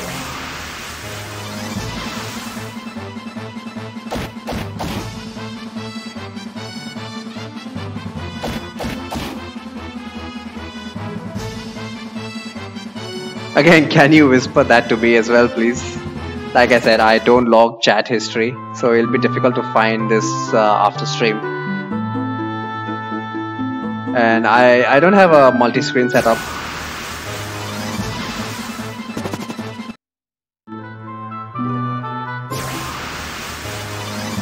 Oh shit, I forgot to save. Ran into were rats.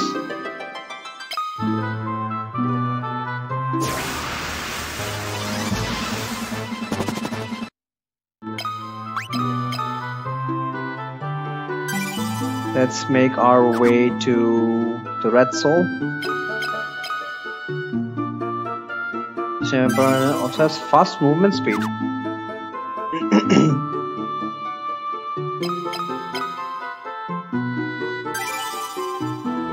Yeah, I have to agree. Fast movement speed is a huge convenience, but take yourself back to 1988, 1989, when these games were released.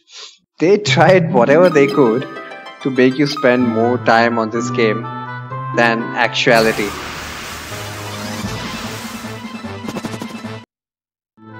So it very much could have been a conscious decision to not allow the human sprite to dash.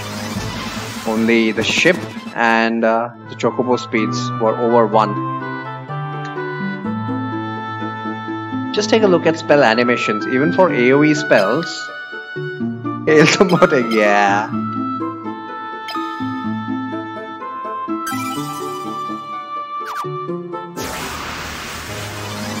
Oh come on! At least I saved right before.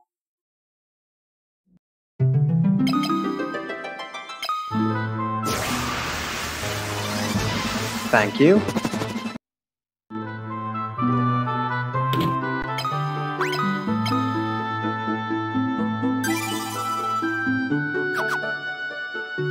Alright.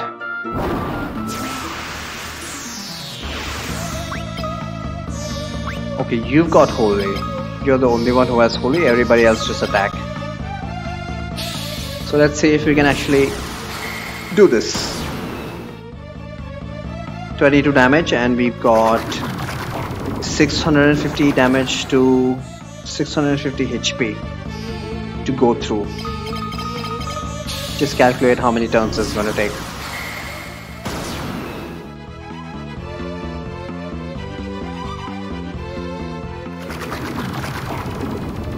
Yeah, so in a battle of attrition, we need to ensure survivability.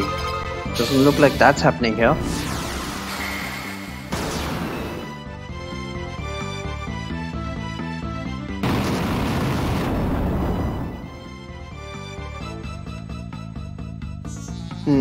Somehow he survived.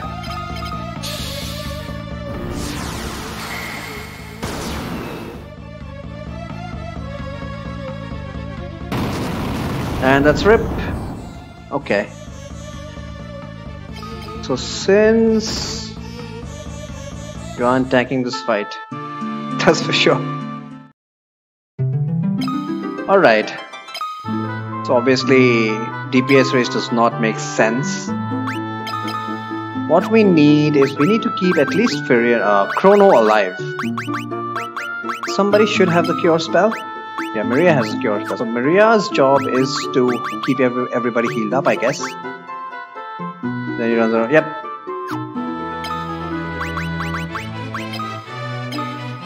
I can switch back to file 1. So let's see if cure strats are gonna work. Because obviously we need survivability, and as Arkix just mentioned, he only really has MP for 4 spells. Of course, she's gonna go first. Forgot about that. Another thing to notice, she only has 21 MP to work with, 22. So if this fight lasts more than... Did you wipe again, Matt?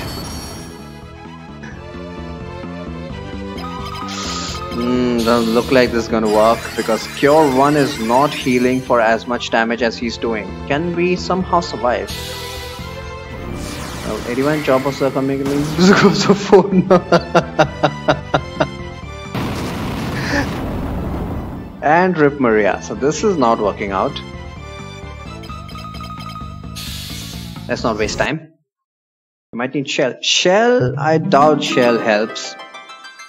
Shell doesn't help. Oh no, I did not mean that. Shell doesn't help even at high levels. So at level 1, I don't see what the point of Shell is. Okay, so what Maria needs to do is keep herself alive first. Instead of multi-targeting Cure, let's try single targeting. Ambushed! Crap! Tyrion can definitely survive 2 of his spells. 48 damage though.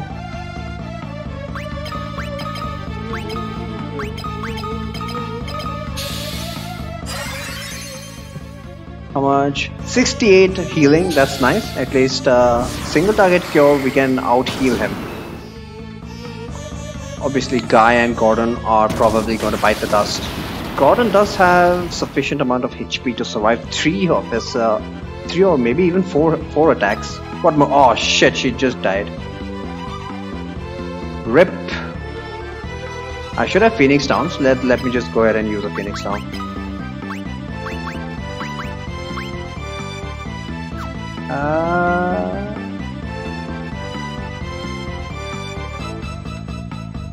Second elemental shield. Yep, Ice Shield.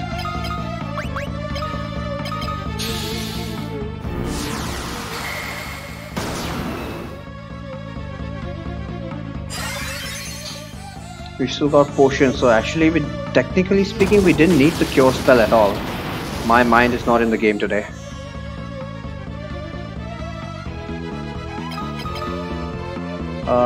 Firion can survive another hit, so you use a potion on yourself and you use a potion on yourself.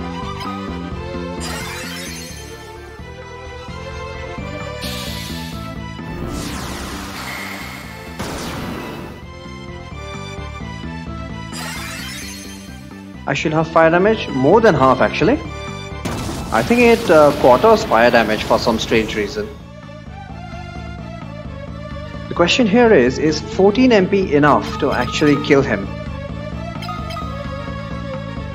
54, we need to heal Firion, Chrono, and we need to heal Gordon as well.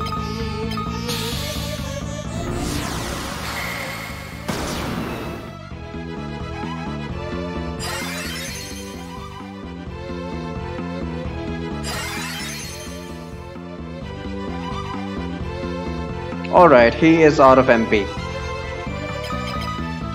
Which means all we need to do is attack. Think it won't be enough? We've got... Oh shit, I don't have ethers. I didn't... Well, gotta use it then. I thought I bought ethers. Apparently not. It's surprising me to... Oh, you can actually get ambushed. Fortunately, Gordon has enough evasion to actually evade the Red Soul's pathetic physical attack. Banning Sleep, Silence and Poison away, which is the current formation right now you're facing off. Groups of 4. Don't tell me Summoner is one of them. Scripts are identical each time, okay?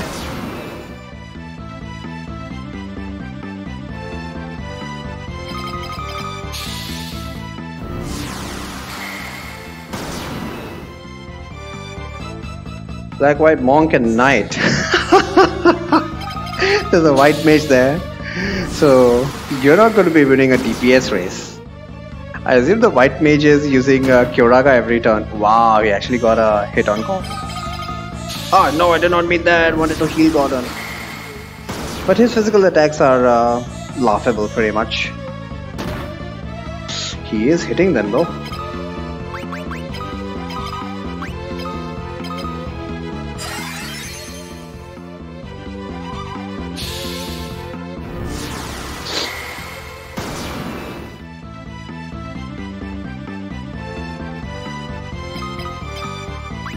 Might as well bring Maria back. We do have a Phoenix Down. We have plenty of Phoenix Downs. But winning the DPS is... Well, that's actually a good opportunity. As long as he's not using Kyoraga and shit, someone else goes... Oh, okay, I see. So you haven't even done enough damage to those bosses.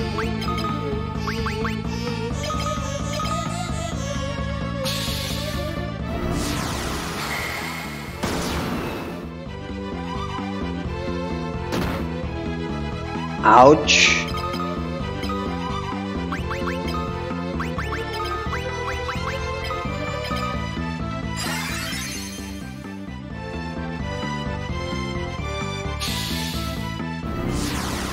Lost MP. Oh, GG.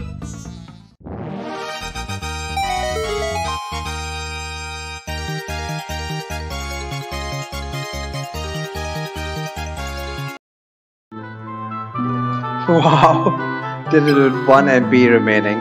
Awesome. And did everyone get a HP up? I think so. So that's good.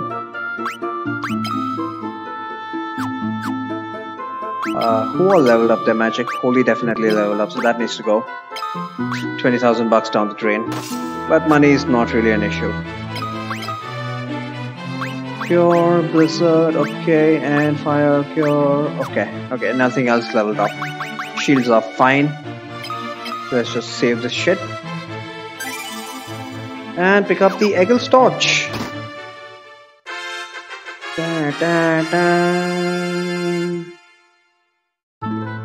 And get the hell out of here.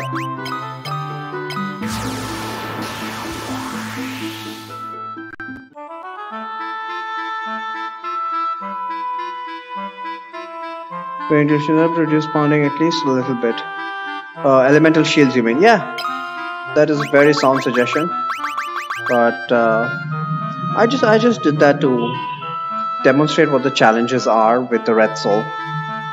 I had the strat in mind already.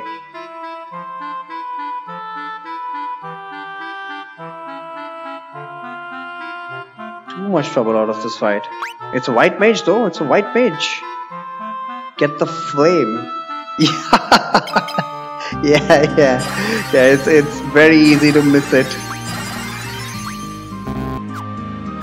But generally what happens is, I forget about the sun flame. I start going here, and since I don't get a cutscene on the bridge, I immediately realize it that I haven't got the sun flame. So I've got a handy reminder in place.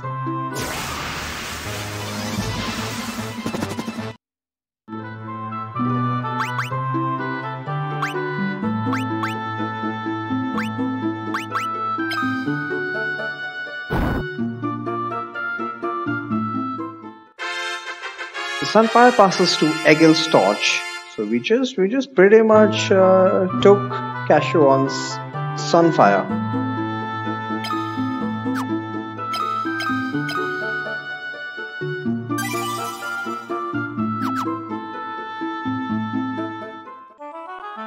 Oh, what the hell is this? To come to her with the Eagle's Torch, she does actually. She then asks you to go back and grab the sun flame. What the hell is going on here?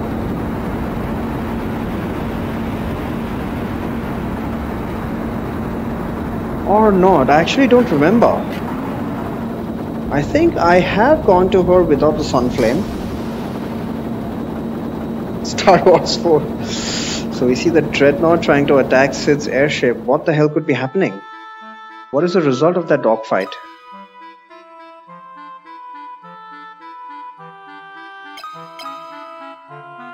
Fortunately, cutscenes on PSP are skippable, but naturally I'm not going to be skipping them.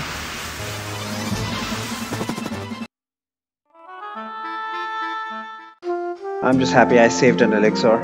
No matter how rich I am, I will always be a miser. So let's go back to Altair.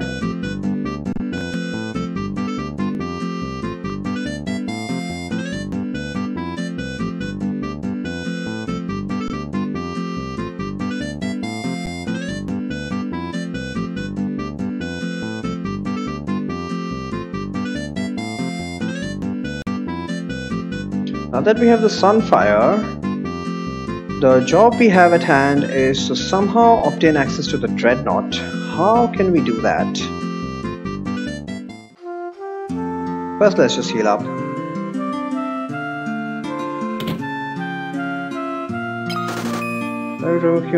They're no longer necessary.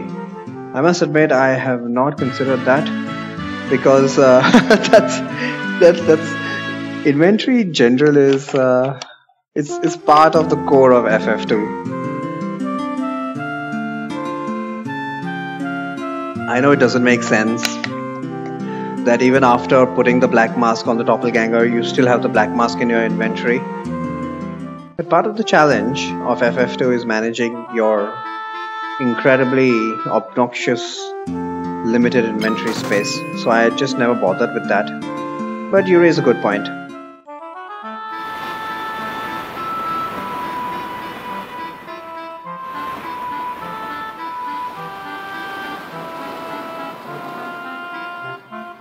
The problem with key items is that you need to be very sure. You need to be very careful to make sure it doesn't soft lock the game. Yeah, definitely it can remove key items. For example, mithril. Yeah, egg when you sink it removes mithril when you give it to a bull.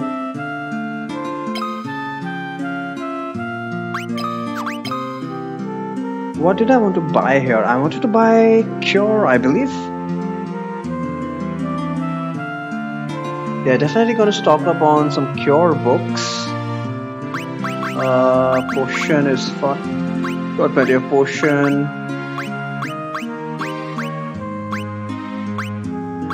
Probably shouldn't have bought high potions this early in the game. Wasted a lot of money in that. Whatever.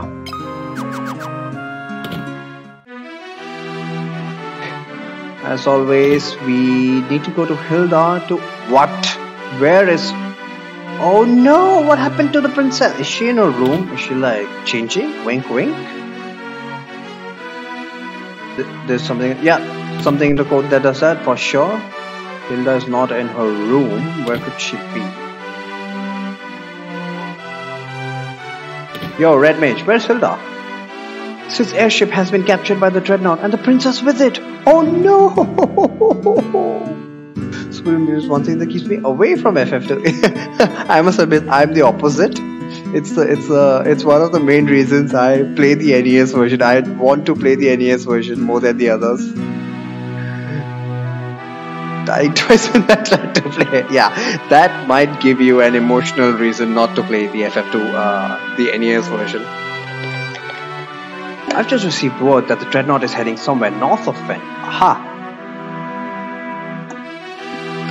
But why the hell was the princess with Sid in his airship? Is something going on between them? Well, the princess was captured, and of course this is all your fault too. You son of a bitch!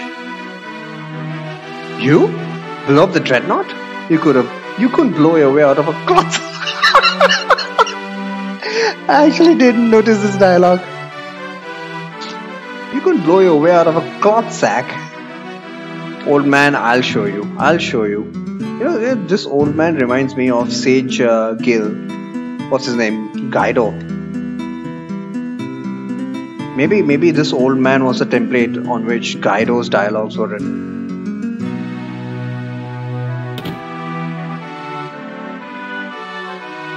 I mean, come on, dude, give us some credit. It looks like the princess is trapped inside the Dreadnought. Please, you must rescue her. The princess left on Sid's airship to meet you at Casheron Key. Why? I tried to stop the princess from boarding the airship, but she wouldn't listen. To think she's been captured by the Empire now. Princesses. You just gotta save Princess Hilda. Use the Sunfire to blow up the Dreadnought. If the Dreadnought attacks again, we're finished. Yeah. That's Sunfire of Casheron. Indeed. Princess Hilda. It appears that Empire has a supply base far to the north of Fen. The Dreadnought may be docked there now. Aha! When an NPC says maybe, that means it's for sure it is being docked there. She's not smart. Definitely. Princesses after all. What supplies do I need? Yeah, I definitely need a bunch of ethers. 11,000 gil. You know what, I'll binge on ethers.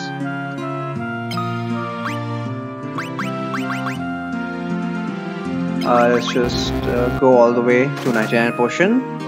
And I'm not left with any money whatsoever. Okay, that doesn't matter. I guess I can buy the cure book later on. The problem just as well. I know, right? Well, at least it's not as bad as the problems Gordon caused. He basically single-handedly responsible for Joseph's death. Why more people are not giving me hell about it? I guess it's only because he's a prince. But really, Gordon, you suck.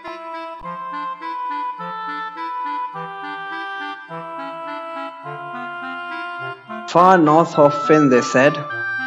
Let's check it out. And this place there is a different loading zone north of Finn, starting from this area. So let's save. Starting from this area, we will run into pretty much the same kind of encounters where we got at Cashuan.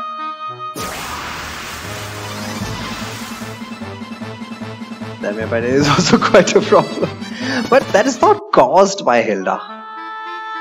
You can at least understand her intentions. You cannot understand Gordon's intentions.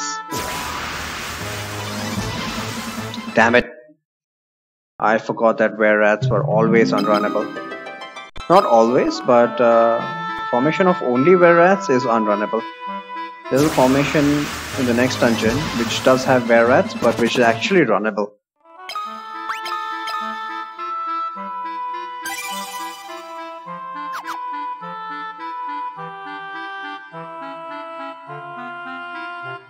What happened? She wasn't caught. Yeah, fair point. Oh my god. Can I not get were-rats?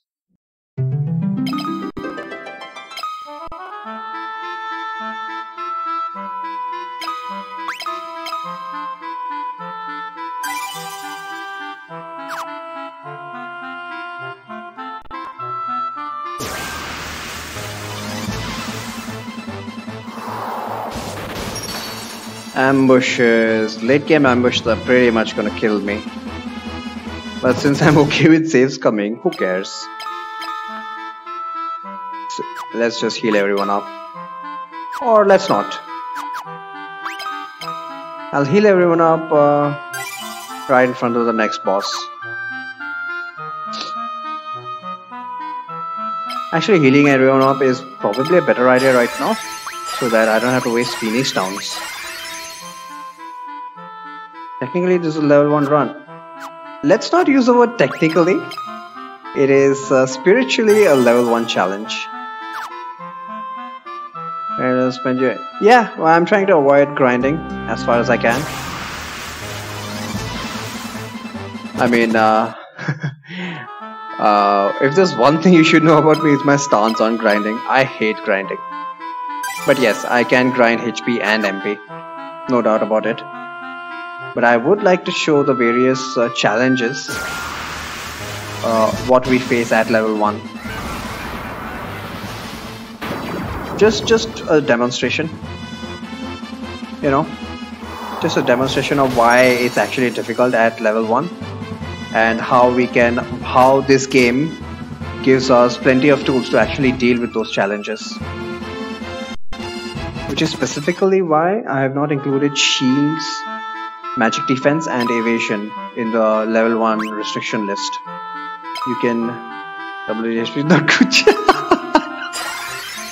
I agree, but like I said, as far as possible, I'm trying to avoid grinding. It's not that I'm a masochist or anything.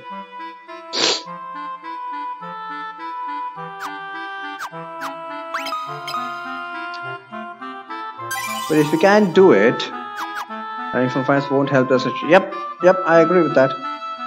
But amount of time spent is not really an issue. That at some point, if I have to grind HP, I'll grind HP. But at least at that point, we will know that there is no other alternative. Because generally speaking, this game gives you plenty of tools. Wow, look at that coloration. Definitely some masochism. Surprisingly not. If you look at the terms of all of my challenge runs, they're very, very easy for someone who knows all the mechanics. So you have personal knowledge. I'll be honest with you, there's only one challenge run of FF2 which I have found masochist, and that's the Barefist Sony challenge run. If you check out Mega 64's LP, which I have added a link to under the Final Fantasy II resources section, that challenge run is something that I would rather not attempt. That is masochist. Pretty much all of my other challenge runs, no grinding.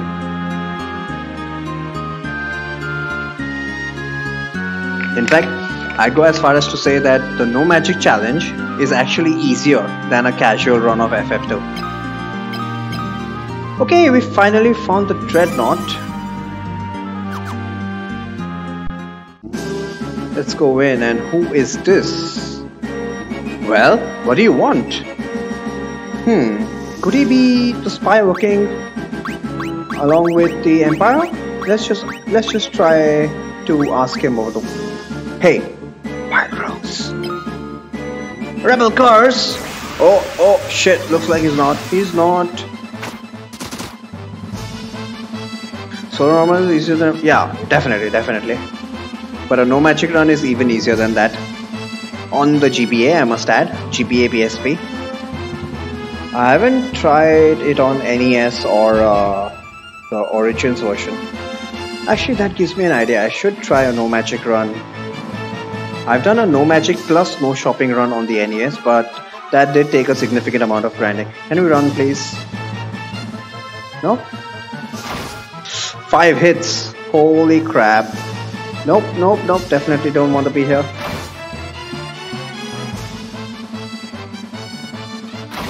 Please let me go.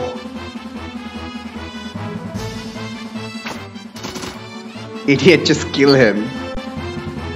Please let me go. Thank you.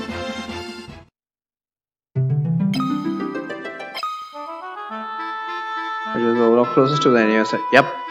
You could argue that the WonderSwan version is closer, since it does have magic penalty for weapons and shields as well. Okay, if we are not supposed to fight him, what exactly are we supposed to do?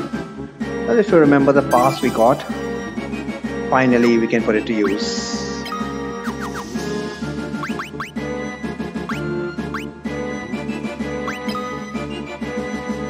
Oh, I'm terribly sorry. Welcome aboard. This guy doesn't even know that that pass is not ours.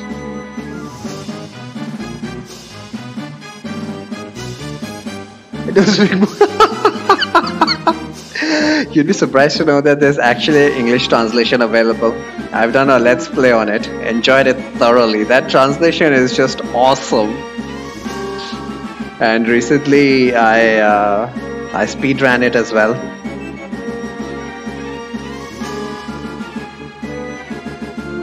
Well, it's time for the next watch, if you'll excuse me. And he just fucks off. Bye bye, Mr. God.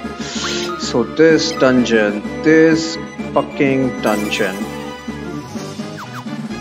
Early game, this dungeon has the most number of unrunnables, so yeah. Unrunnable.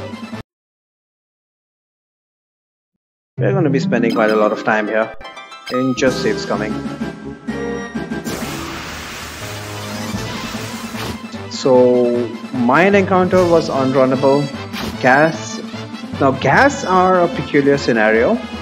If you find only ghasts, or they might be accompanied with ghouls and shadows as well, that's unrunnable. You only have to talk to yeah, that's a huge debated move.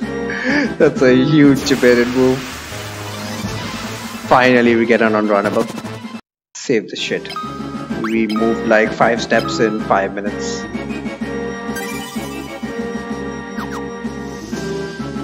But a ghast encounter with were-rats is actually runnable. Yeah, so any encounter with mines is unrunnable. Lot of unrunnables in the first 2 floors. It gets easier starting the 3rd floor. Unrunnable, I think. Yeah, definitely unrunnable.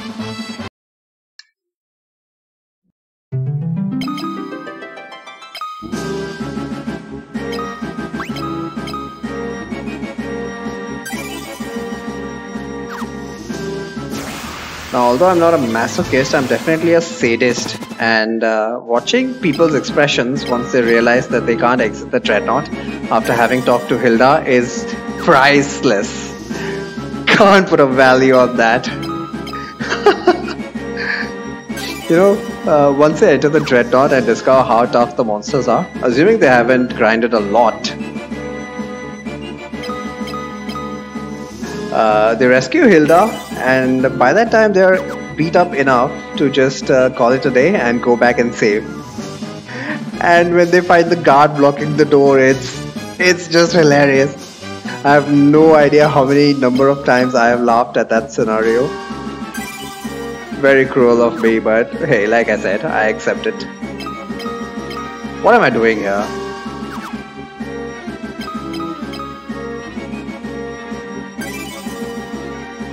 Long time since the last encounter.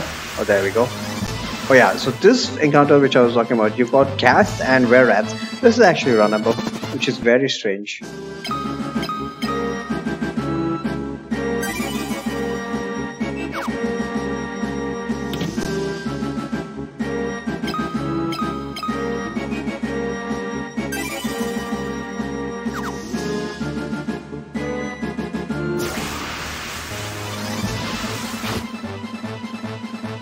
Accidentally wiping out.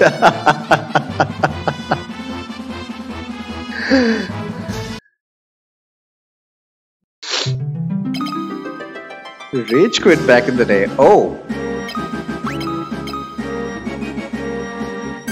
When did you first play this game? I assume it was the NES version.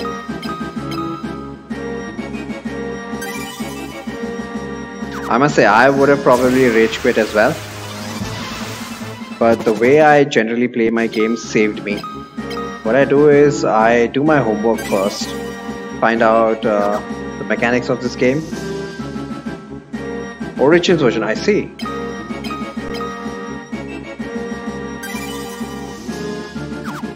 I've been ignoring most of the treasure chests, but this treasure chest is actually very, very good.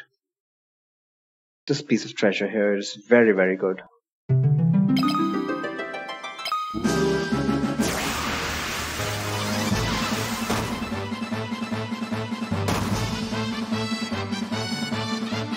Out of spite, not oh, that is sad.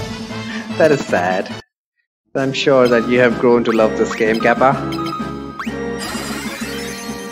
Half the reason I love this game is watching other people get their ass handed. But yeah, I do like the dynamic mechanics of this game. Absolutely love the dynamic mechanics. The fact that little bit just a little bit. Thieves' Gloves, a lot of defense plus no evasion. Well, not evasion. Not that it does not have an evasion penalty, but it gives +10 to agility to offset that evasion penalty. So all in all, it's actually a boost. I watch to help them.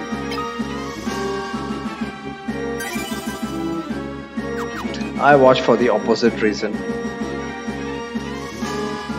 Since I know pain firsthand. You open the iron gate just like that. Oh. Oh look, who do we have here? Magic penalty. Yeah, pretty much, but God, the fourth party member is not going to be doing anything anyway.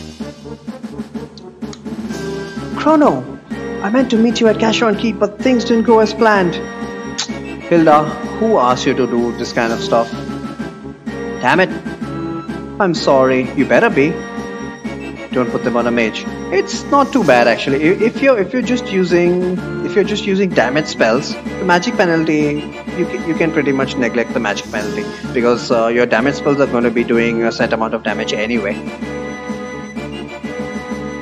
So yeah, generally what I do is if I'm going to have a black mage using status spells or a white mage using buffs, definitely Thieves' Gloves is a no-no.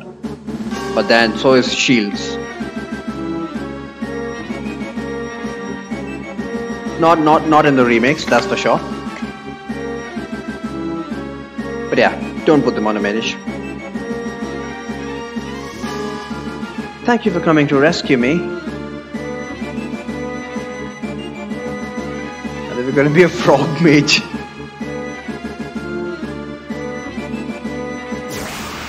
Oh no, did I get an... Oh good, runnable.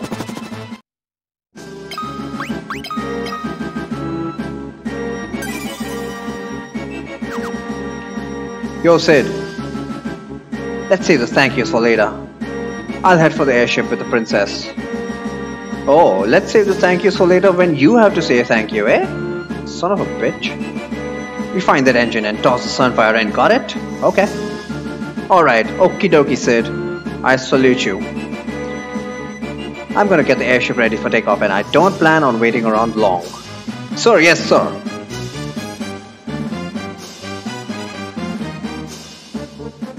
Sid and not Hilda that locks you out. You could think of it that way. But the guard that guards the door actually says it's the princess that escaped to save her. So I guess when the enemy points you towards them, it's the princess's fault. It's always a woman's fault.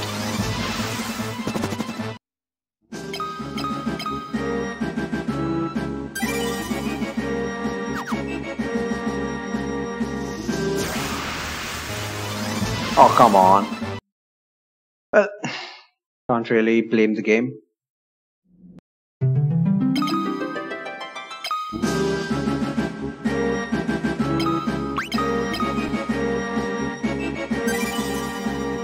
It's more so what triggers it. Yep. Come on.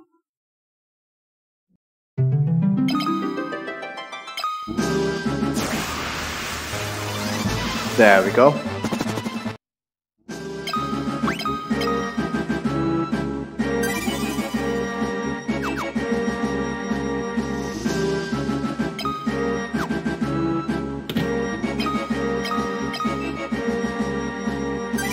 Saves coming central here. Damn it. So yeah, the first two floors are pretty much a pain. It gets easier. It gets easier on the bottom floors. Much easier.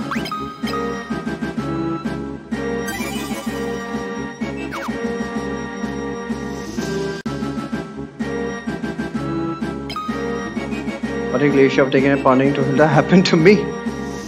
You know what happened to me?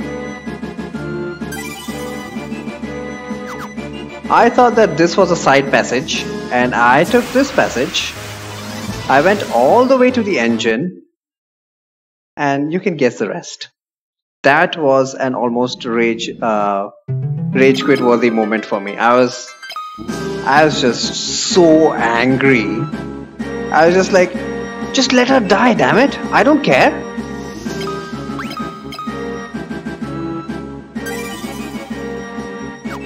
The game just literally will not allow you to throw the engine, to throw the Sunfire into the engine.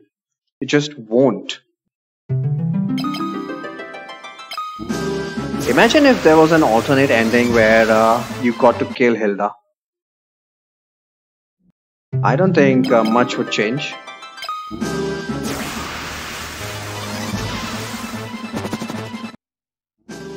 But then Sid would also die. And what would happen without his airship? Yeah, we'd never be able to access Palamecia. Yeah, you know what? That's kind of a bad situation.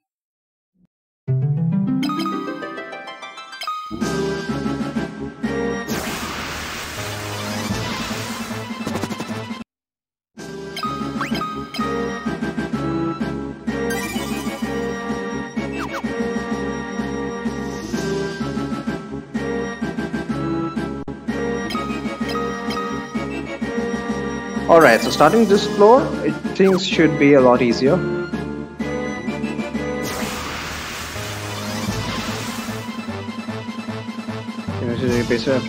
Next version. Anything that relates to money is left alive by the dreadnought, which must make you wonder: are the shopkeepers and the businessmen in cahoots with the Empire? Because none of the shops are affected.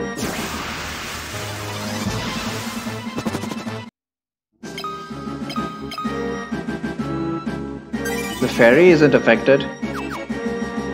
Sid's airship service isn't affected, except for the short duration of time when he actually got captured.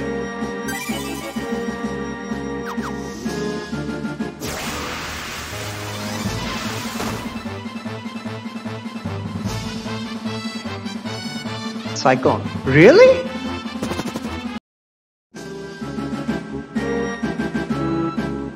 Wait ferry after town has been destroyed. Okay. if you pay for it advance enough. Is that what you mean?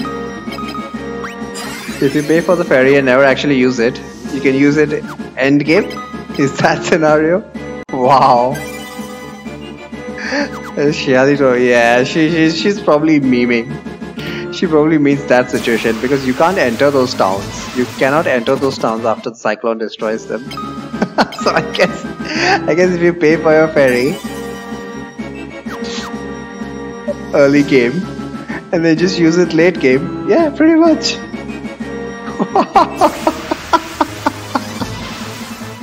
I never thought about that.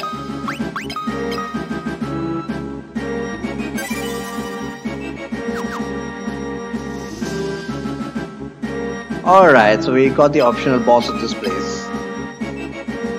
Let's see how we can deal with this guy.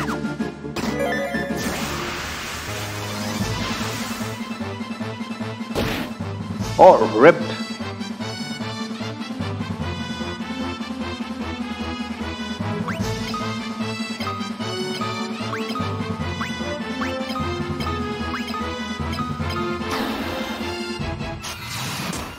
She tested it out.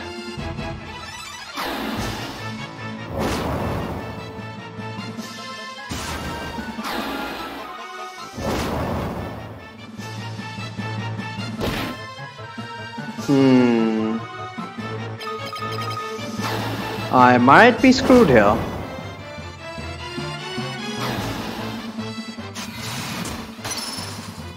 That ship never disappears.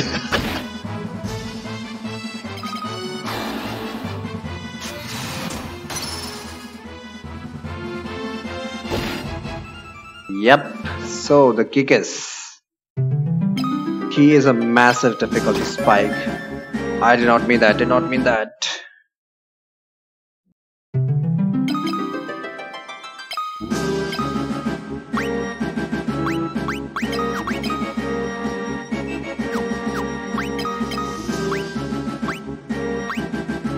Oh shit. I should have planned for this.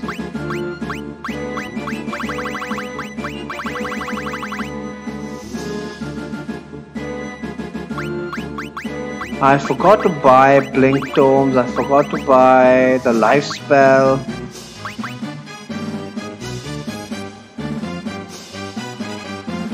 Yeah, I don't see a way to win this fight.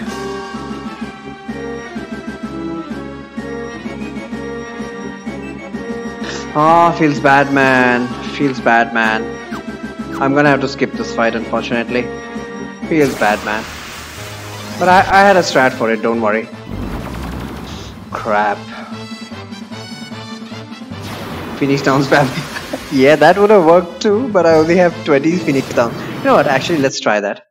Let's see if 20 Phoenix Downs is enough. Let's see if 20 Phoenix Downs. I don't think it's... Wow, we actually got a worse encounter. I just want the Kickers. Everybody else in that encounter is actually optional. Come on.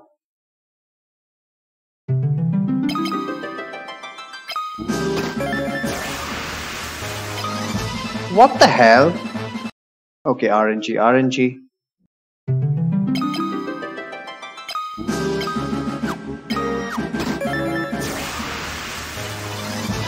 Damn it. Can I get some good RNG, please?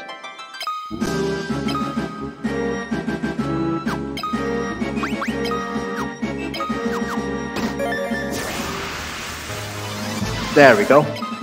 You use fire, you use blizzard, and you use... No, you don't use anything right now.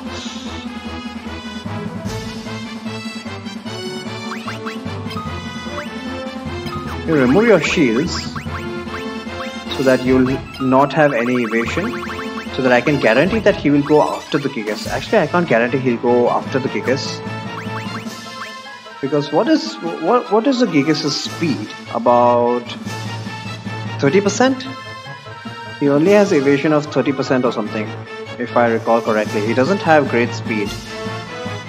So So there is a chance that guy could actually go before him, in which case I'm screwed. But yeah, the reason I'm removing shields is to make turn order the way I want it. Phoenix down on Gordon because he's obviously going to die. And you just do nothing. Let's see if 20 Phoenix downs are enough. I don't think so. 28 damage and 22 damage. So I'm doing, let's say, 50 damage per turn. See, look at that. How did guy go first? Rip. But yeah, 20 Phoenix downs is definitely not enough. 20 Phoenix downs is not enough because 20 turns will give me about 500 damage only. And this guy has 750 HP. So 500 damage is not going to cut it. Yeah, this is unwinnable right now. Feels bad, man. I'm gonna have to skip this one. I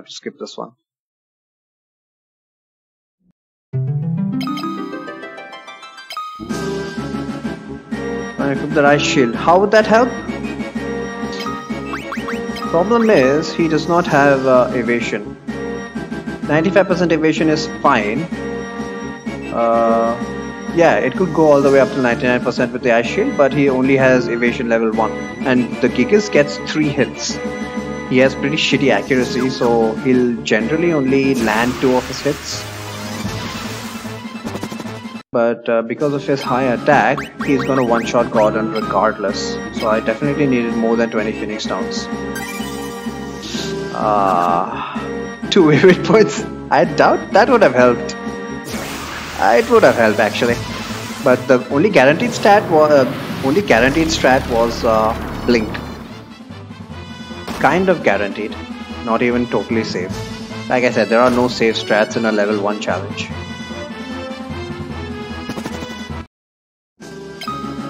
And yeah, I've got eye drops.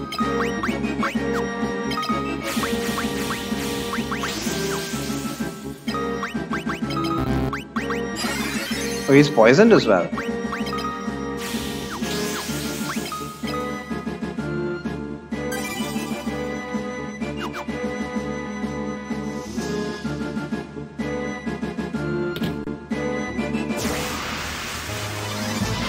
Yep, as you can see, we are getting lots of runnables here, not as bad as the previous floors. And this is perhaps the most lenient floor. Hardly anything on this floor is unrunnable.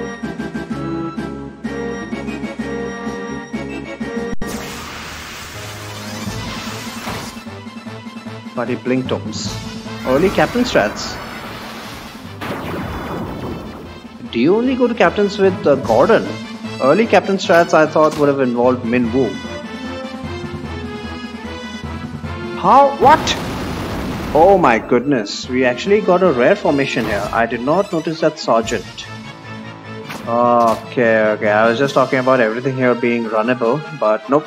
Sergeant, Soldier and Mage formation is unrunnable. I hope I saved.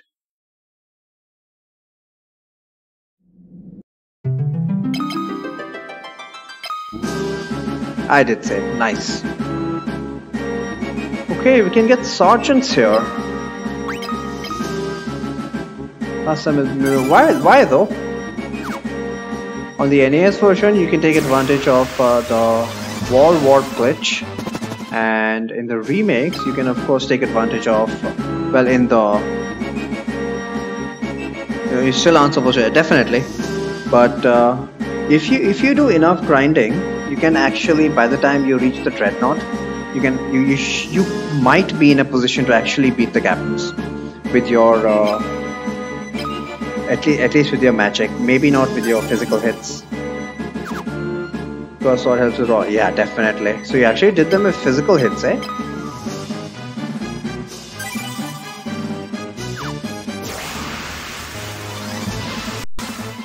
Okay, this formation does not have a sergeant.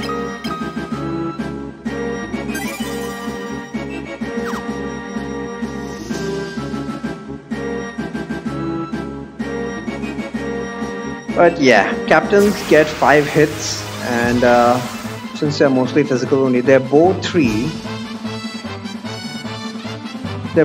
attack is relatively benign, especially when you've got more than 300 HP or so.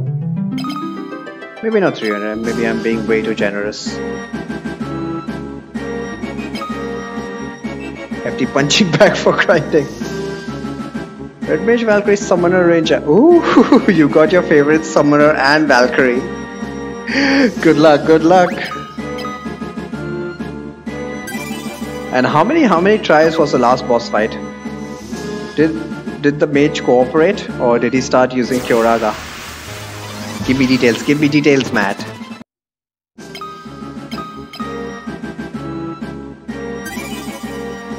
It is a little bit. I generally don't try that. But yeah, I mean, I guess it gives you a little bit of satisfaction knowing that these guys who completely wrecked your shit early game, you can just tear them apart right now. She didn't get to heal long enough. Nice. To get steals on everyone. Builds are grinding around. How close to brink of dying? Yeah. What doesn't kill you makes you stronger. But you make sure that you almost died. You better make sure you almost died. To get steals on everyone. What did you steal? Wow, made it to the end of the Dreadnought. And we just dumped the Sunfire in. You see the Dreadnought's engine, so let's just put the Sunfire in.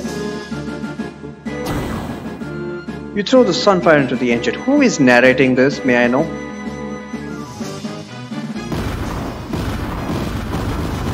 Much of elixir, turbo ethers mostly. Okay.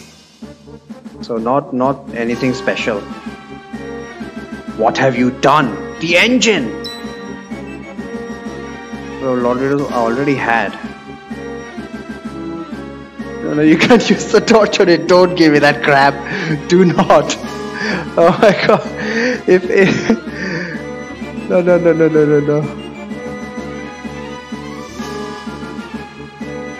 That voice.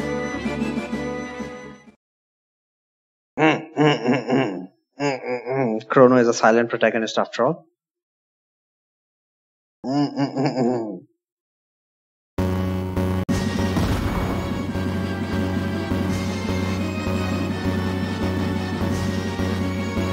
Can't use a torch on it, it has to be the flame. Yep. And guess what? You still have both the Eagle's torch and the Sunfire with you. I guess they couldn't let Cashon's precious Sunfire go to waste now, could they?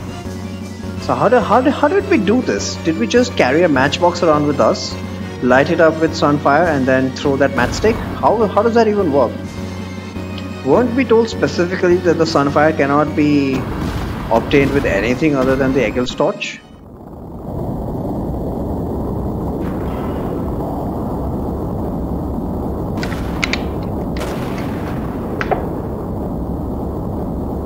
And we see the Dreadnought blowing up. What does this mean for our protagonists? Are they going to die along with the Dreadnought? Oh no! Is this the end of the game? Nope. Sid, as promised, was waiting along there. There are so many flaws that I don't think of it that way. I mean, again, you take context, okay? 1989. Conceptually, this is an amazing game. This has an amazing concept of just separating out levels independently. It's not that the game doesn't have levels, but it has levels which level up independently. It has stats and skills that level up independently of each other, which in theory is a fantastic concept. I think it's a fantastic concept. Simply because it affords this much amount of replayability. But the problem was that it's just not feasible. Implementing that concept is not feasible, certainly not on NES. And I mean, with all the platform restrictions, I just don't think, I just think that that idea was way too ahead of its time. Executes Final Fantasy 2 on Game Boy. Do you really think that executes this concept better? Even more limited hardware.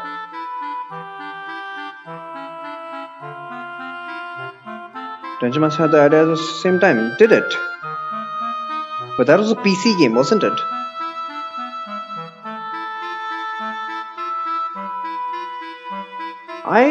Final Fantasy Legend games, I don't know how I feel about them. But yeah, I mean, they were spin-offs based on FF2 after all. But I don't think their execution is any better than FF2's. Simply because it's still way too random. There's just no way to actually control it. When you're using mutants, you have to wait around with the randomness, especially on Legend 1, on the original Final Fantasy Legend game, Saga 1. That was way too random. HP up was not. There was just no way of controlling HP ups on your mutants. So again, because of the randomness, I don't think they implemented it. I won't say they actually implemented it well. And do you have control? Do you? So you have a robot in FFL2, which is just totally OP, by the way, except for magic. And in mutant, I guess if your last action, what has a chance? Is it? Okay, so maybe my point only stands for Saga 1, not Saga 2 then. Okay, I was not aware that your last action is what has a chance to level up. What about HP?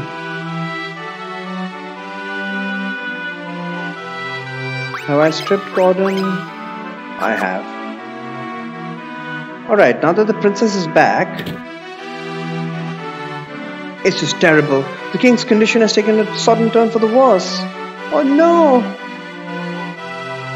Old man, we did it, you son of a bitch. Leave the dreadnought, did you? I always knew you had it in your... I'm gonna kill this guy. HP is sensible for mutants. And this is lowest spell in slot. Yeah, that is something that you can definitely control. That was a huge improvement over Saga 1. I remember that one. But what I do like about the initial Saga games is that they at least gave you an alternative to the randomness of mutants. That if you wanted to assure a good amount of HP, you put in the grind and you select a human. And you just feed them drugs. Alright, let's just go and have a chat with the princess. What happened to the princess now? Damn it.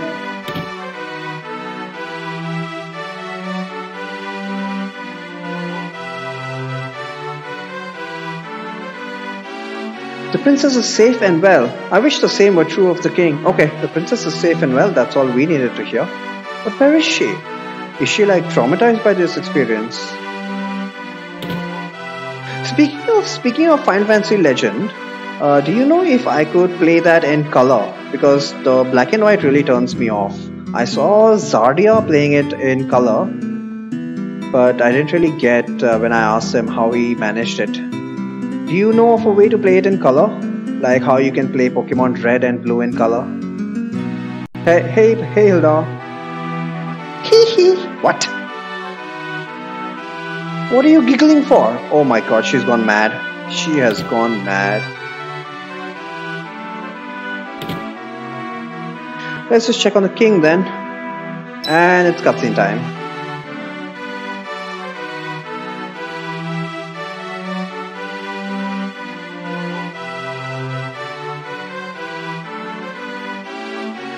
Gordon, Minbu, and Chrono. I have one last request to ask of each of you. Please, listen carefully. Can manually yourself choose which 4 colors are displayed? Can we? Okay, I'll check that setting out. Then.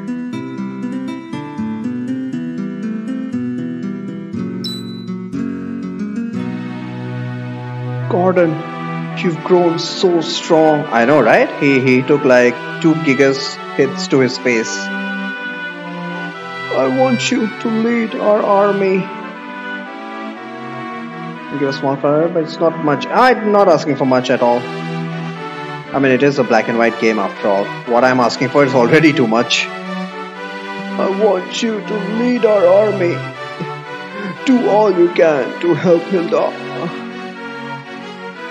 My liege, I swear it on my very life. It might just end up costing your life, Gordon.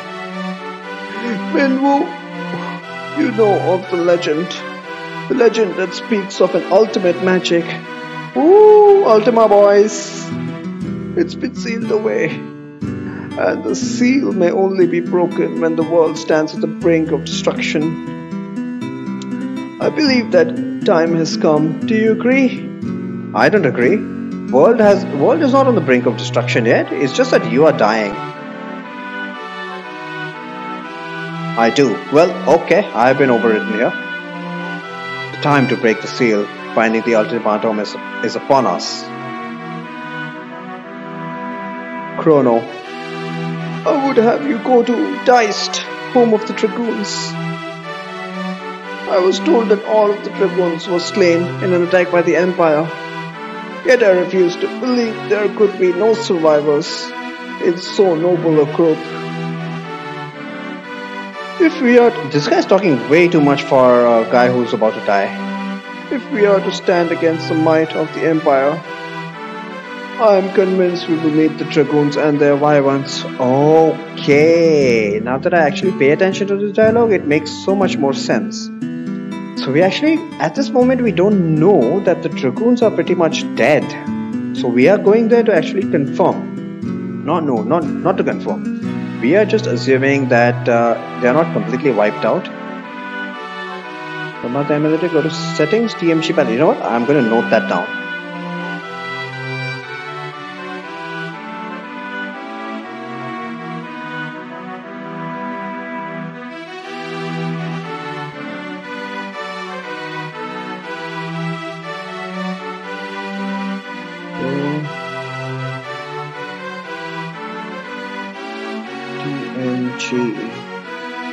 Palette. Alright, I'll check this out. Mess with colors to your liking. Nice, thank you very much. I mean, if I can Gambate specifically. I think this is what Zarya was also mentioning. He was using Gambate.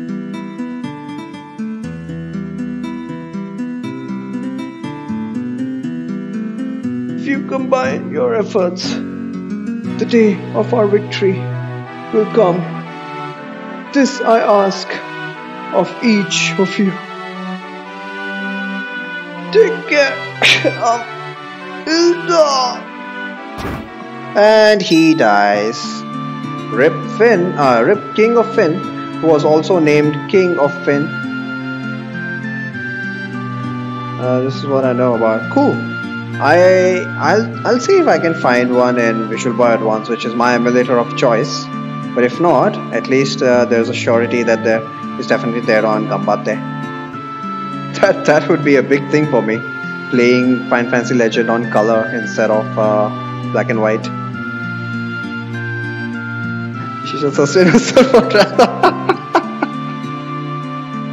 Your Majesty! I mean, dude, he was dying for like half an hour now. Why are you shocked? And in Final Fantasy tradition, his body blinks and then disappears, thus ensuring that we cannot use life or Phoenix down on him. I mean, what exactly does happen? Do you use life or Phoenix down on a corpse? On a fresh corpse? Because if you leave a corpse for too long, it becomes undead. We should save our tears for another time. We must carry out the king's last wishes. We each have our duties. Let them not go unfulfilled. Oh, suddenly he's commanding.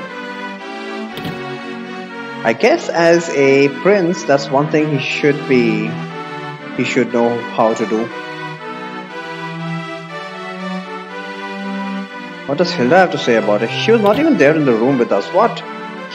Hilda, what is wrong with you? What emulator are you using? For this or for VPA-M? No. It's VPA...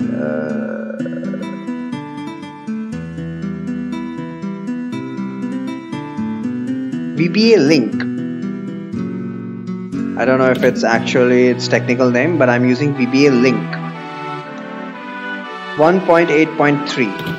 So I don't think it's I think it's the version that is no longer supported. I think it's the version that is no longer supported. We've lost our king.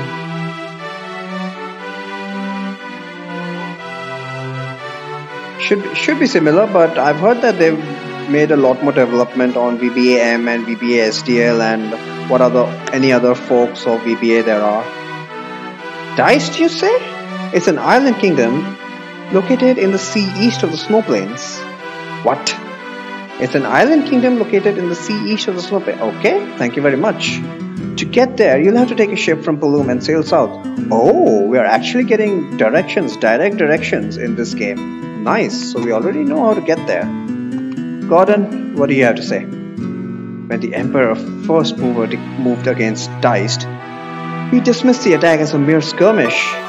But the Emperor feared the power of the Dragoons. He meant to wipe them out. What are these Dragoons? Never heard of them. Some say the Dragoons can speak the language of the Wyverns. What are these Wyverns? Options, Game Boy, configure, custom... Oh, nice! You're saving me a lot of work here.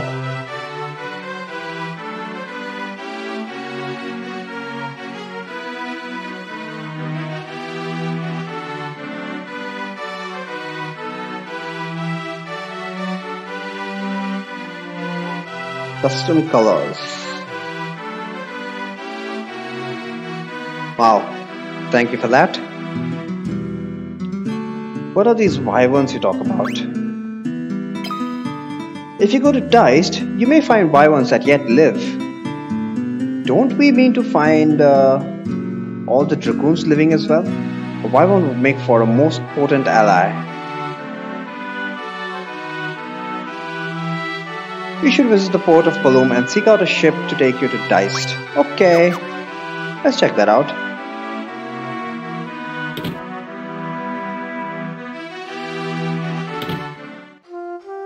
Healed up? I think so. Fire. Cure 1, we've got Blizzard 1, and we've got Fire 1. Okay.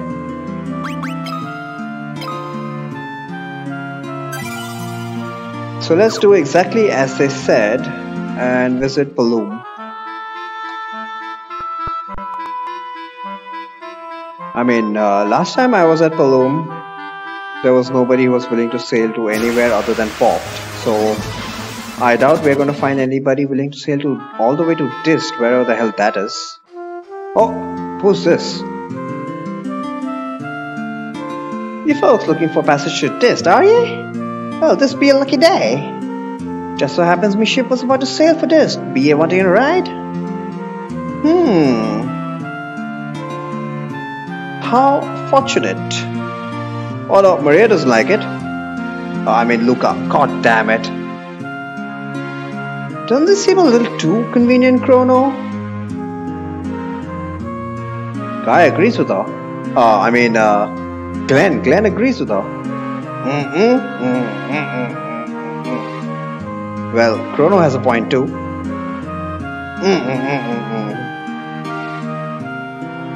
Oh, why did she laugh? My name's Layla. Nice to have met you, Layla. I'll be waiting outside the city for you. We'll weigh anchor as soon as you're set to go. Alright. What a helpful woman. Wait, why is her ship all the way there when the dock is right here? Nothing suspicious at all.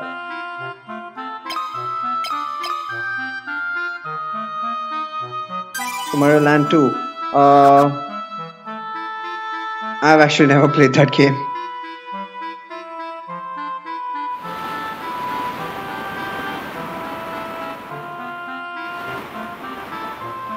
In fact, I think the only game I played in the Super Mario franchise is the original Super Mario Brothers. And that was back when I was a kid. I had a NES console and I got Super Mario as part of a cartridge. 999 in 1. Trusting Pirates doesn't say much for the space you got between your ears. I love Layla's dialogues. Absolutely love them. How did we know you were a pirate, woman? Rip, looks like we're gonna die here. We'll spare you your lives, but your loot be ours now.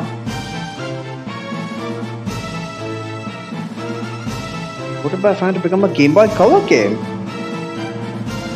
Nice! That must have been quite the project. I mean, how must he have done it? Individually look at all the palettes and assign colors to them. Lagless. Does it actually lag on the original Game Boy? What's this? Is it ye fight ye be wanting? You really are stupid. Get 'em, boys. Rip. And we get another pirate fight just like FF1. Well, let's see what we can do here.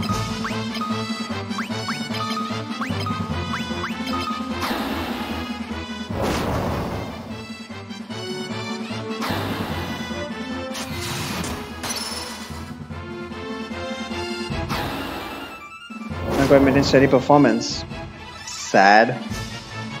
Not even one pirate dead yet. But looks like these guys can't hit worth shit. CVCP lessens that issue.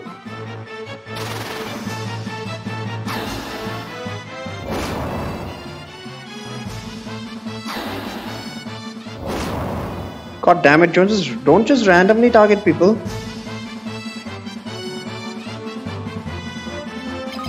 Man, these pirates are really horrible.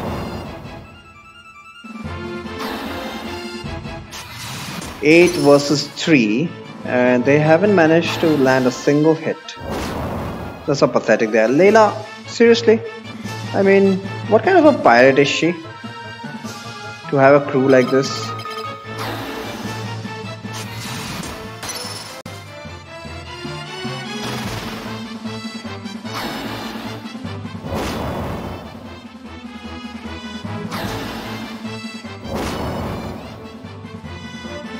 As Luigi as an option, nice!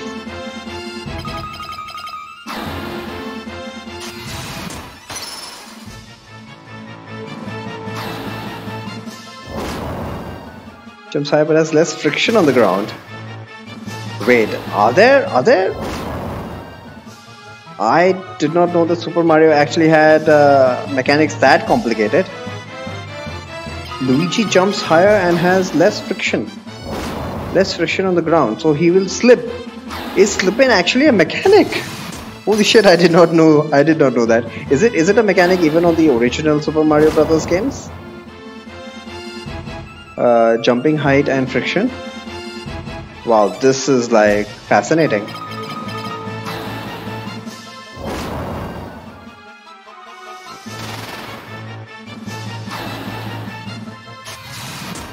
I thought SMB2 lost levels. Okay, that's where it started from, I assume.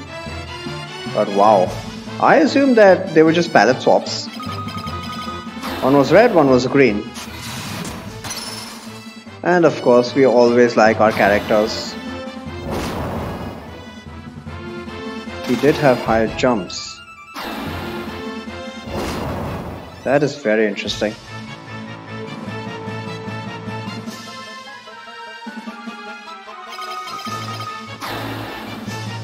They are palette swaps, okay.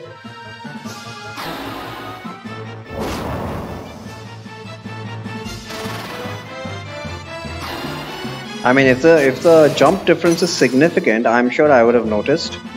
Or maybe my brother would have noticed, because I always played as Mario only.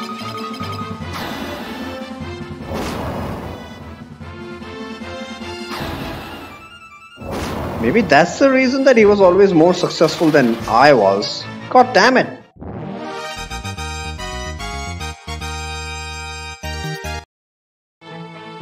Bedtime. See ya, Matt.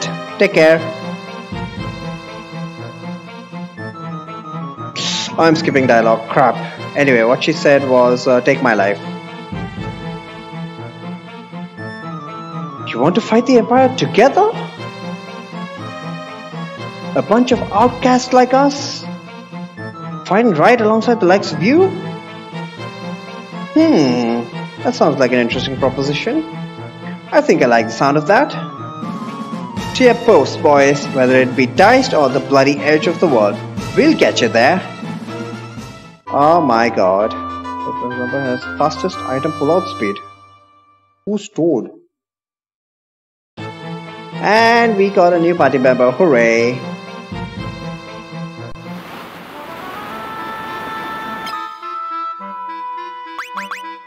We'll arrange it accordingly, of course. So our primary is in the back row. Layla, let's take a look at her stats. Yeah, she comes with daggers and a longsword. Not gonna happen. Bronze shield and a mithril shield. You got the gold hairpin though. Mushroom thing.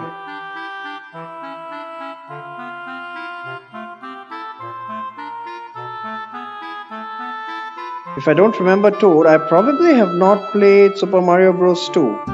Maybe I've only played the original. Wow, that makes me feel sad. Like I said, it was back in my childhood. I have not touched Mario since. Yeah, so I'm going to load Layla with as much defense as possible. Gold hairpin is another awesome piece of equipment. Lots of defense. And it actually grants agility without any evasion penalty. SMB also had Peach in it. Didn't all games have Peach? Isn't she? Didn't all games have Peach? Okay, you know what? I definitely haven't played Super Mario Bros. 2. I've only played the original.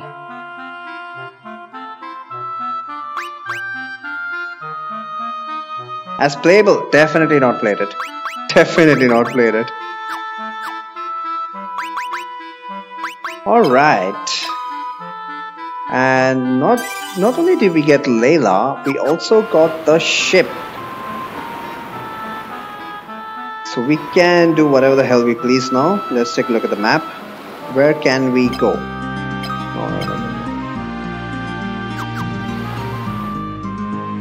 Damn it. How do we find Dist? Maybe it's that small island directly to the south. Let's check out that island. I mean, they did say Dist is an island. I mean, Diced is an island. Somewhere. I forget where. As a bonus, all encounters on the ocean are and always will be runnable. That's a major convenience for me here.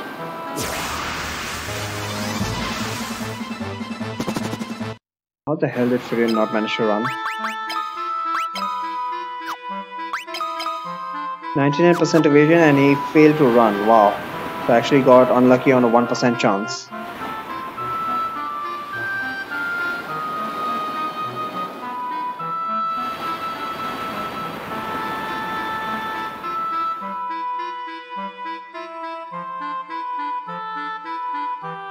Intended place where to go. Yep.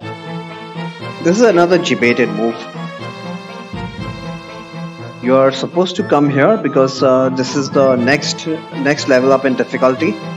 But the NES version did not have captions. Here you are immediately told that you're in Tropical Island, so you know you're not in Dist. But the NES version, I guess they expected you to come here thinking it was Dist. Again, as a bonus, all encounters in this dungeon also totally runnable. All encounters.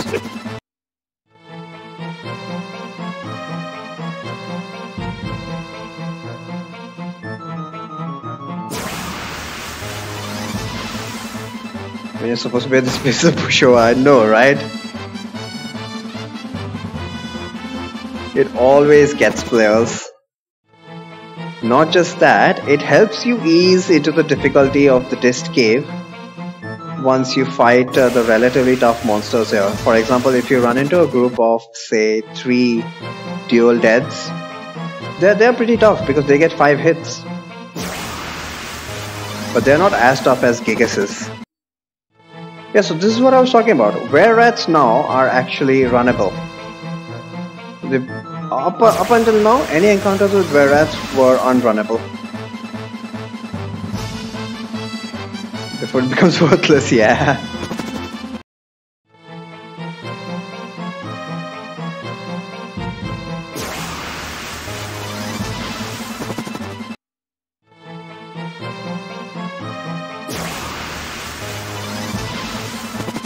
Dual deads, yep.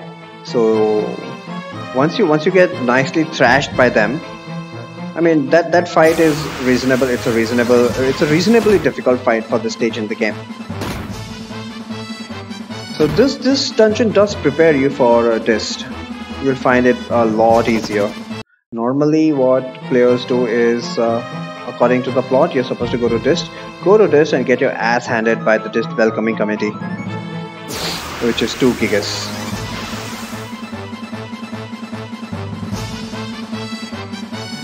It's nothing but Mitsurugi. Yeah, seriously, I don't know why they put that crap there. But they also put eye drops in the final dungeon, so I think it's just the developer having a bit of a laugh. I mean, seriously, eye drops in the final dungeon. Why did I pick that up?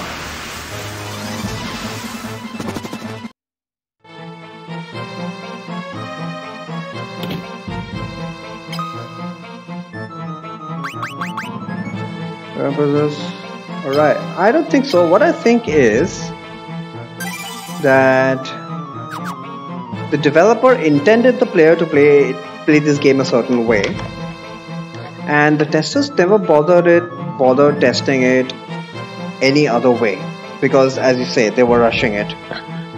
Most of Squaresoft effort was on FF4 at that time, so it's understandable.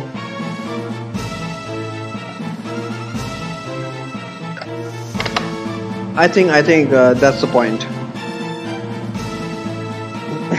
and you have to understand, it's the NES version. It didn't have captions, so a player would be forgiven for landing up here, doing the entire cave, thinking it was actually dist.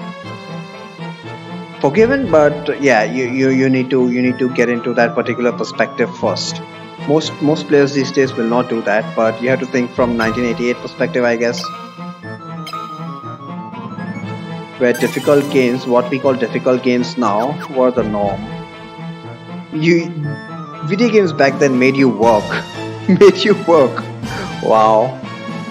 Right, so we got the mandatory boss here. Eat guard mask.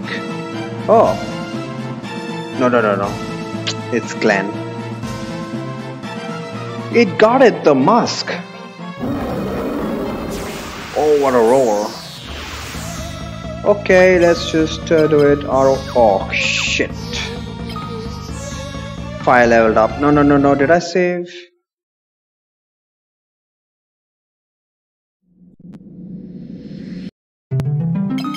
Ask you to work for when?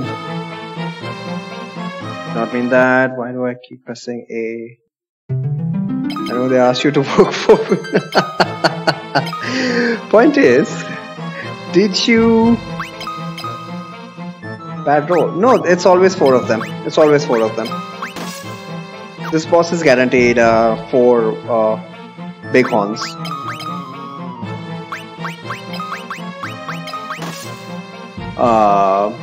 Point is, did you beat Mega Man back in the day or after you were a grown up? Because your perspective changes a lot.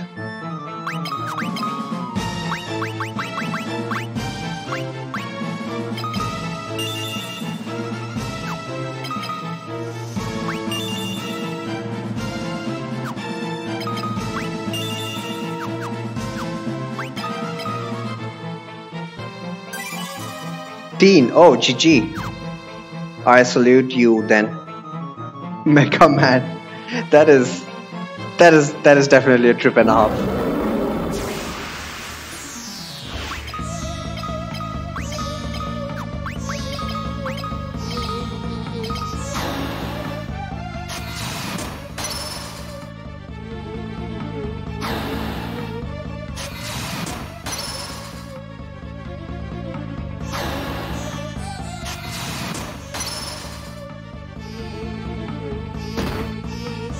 200 damage, and that was one guy. Yeah.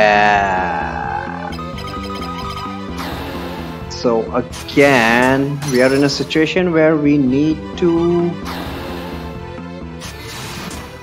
Layla, if Layla cannot even survive one turn, we definitely need alternate strategies. Can anybody else survive? No, they can't. And these guys, I think this is our first encounter where the enemies hit so hard that we are not able to survive even one hit. Well, I say one hit, but fact of the matter is, we need blink tomes out of there. I don't need blink tomes necessarily. Remember, level 1 challenge. First question to ask is, can we do it with blink level 1? Or is there an even better strategy? Can we use protect? So, for the first time, we face an enemy who actually gets multiple hits, who we are not able to evade. How do we deal with this situation? Well, I'm actually... Yeah, Layla is not even able to survive one turn, so cure is out of question. How about life? Once again, I forgot to buy the life spell. Yeah, so what we're gonna do next time is... That was buffed in the PSP version. Was it? I don't think so. It still provides you with 8 points of defense, if I recall correctly. It's just that Protect was bugged in the NES version. It works as expected in all other versions. So our strategy next time, our strategy is going to be, since Layla is not able to survive even one turn, we'll use the undead wall strats. What is the undead wall? It is a term which was coined by Surume, told to me by Shihali. The strategy is very simple.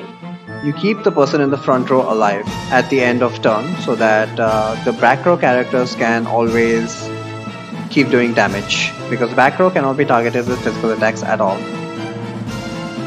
We're going to be stronger in GP. Are you sure? I need to check that out. I'm not entirely sure about that. I don't think it's weaker in the PS1 version. It's just that Protect levels up so much faster in the remakes that you generally will have more effect of Protect in the GBA and PSP remakes. Anyway, what I'm going to do now is, I'm going to call it, and next time we're going to take on this boss. Right. Well, Arkix, it was nice meeting you. It was nice meeting a fellow FF2 enthusiast. Despite both of us having completely different opinions about this game. But we will continue this challenge next time. You guys have a good day and take it easy. Bye.